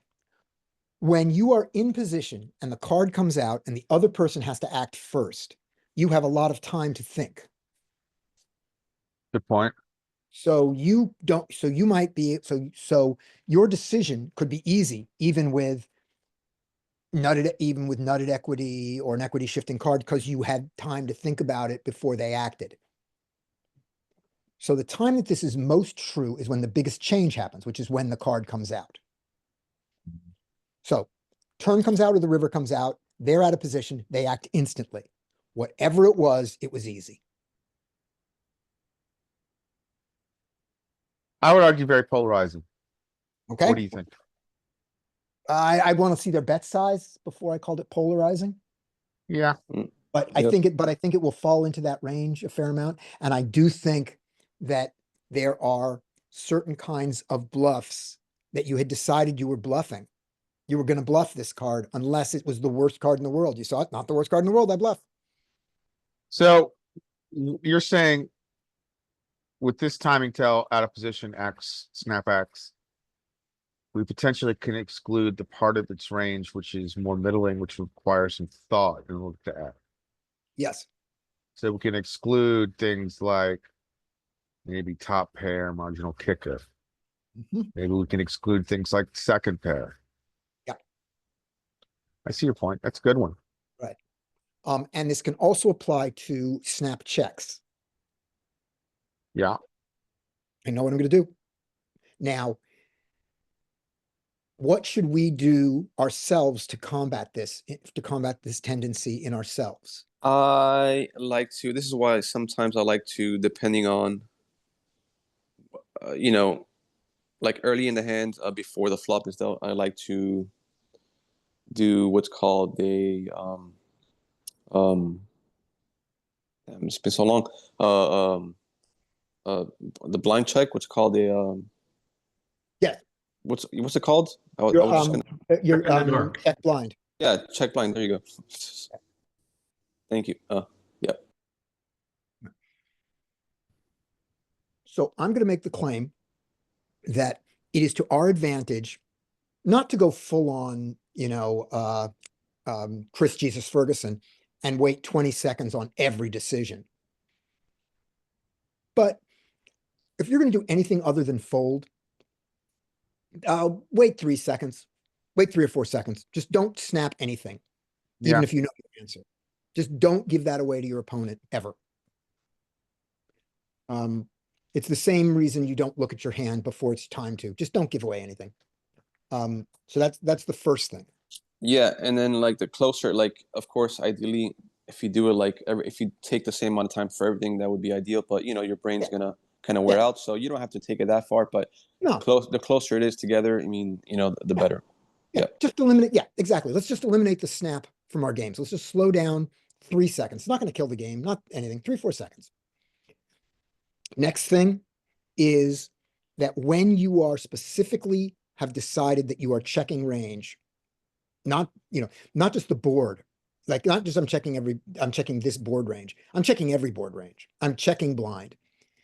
I believe there is no reason to let your opponent know that you are checking blind. Like to do that thing where before the flop even comes out, you go check blind. I think that Phil Hellmuth thing is a mistake. If you agree with me that that's a mistake, and you might argue that it's not, you might argue that it's a big macho thing and it's worth doing, and it lets them know that they have no information and that you've just bought position by checking blind. You've now taken yourself from out of position to position. If you choose to believe that, why don't you go hang out with Phil Hellmuth and stop hanging out with us? But also, since you're trying not to communicate to your opponent that you're checking blind, don't check so fast because that's what checking blind does, right? Flop comes out, you gotta check. It's like, no, look at them to get there, like you're supposed to, just get your analysis. then look at the flop, then count to 2 or 3, and then check. Do that on all the places where you're checking blind. So you give them no information that you're checking blind. Yeah. Okay. Yeah, I like that. And when I said that about that checking blind thing, that's just for the people out there, you shouldn't do that in general. And I actually can't find a good reason why to do it. I mean, I just found that for me, it's when I have done it for the most part, it's worked out in certain hands. Yeah. Wait a minute. Now, when you say that, meaning where you've decided to check range or where you've decided to announce to your opponent before the flop come out, I check blind. Which do you mean? Yeah. Just before the flop, announce that I check blind. Okay. What's the value? Because I argued against that. So why do you think that's a good idea, Skate? No, I don't know. Like as I said before, I don't know why. I just don't know why it would be a good idea. I can't find. So you don't do it. You're saying, why would anyone do it? No. I mean, I'm saying I do it. I mean, when you asked, what would be a good reason to combat? I mean, I first said that my first answer was check blind, but in general, you want to do what you were saying. Just not take the amount of time for a certain action. Yeah. Okay. Yeah. Right. I mean, if I mean, I can't find a reason to find any positives why to check dark. If you haven't check dark, that's what it is. Yeah. Check dark, check in the dark. Yep. Yeah. I think checking range, I think is good. Checking in the dark, I think is bad.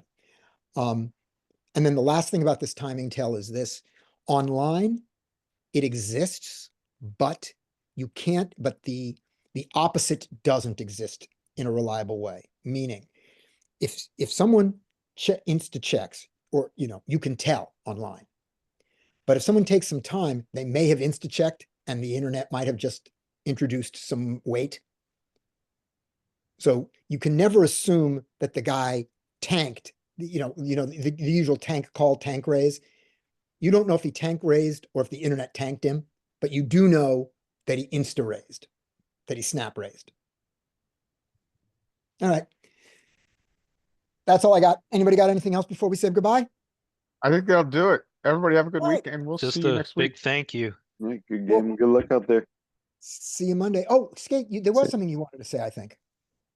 Well, oh yeah. Yeah, and thanks you for this session, and also, good luck in your games. And may the poker gods be with you all. As always. Yeah.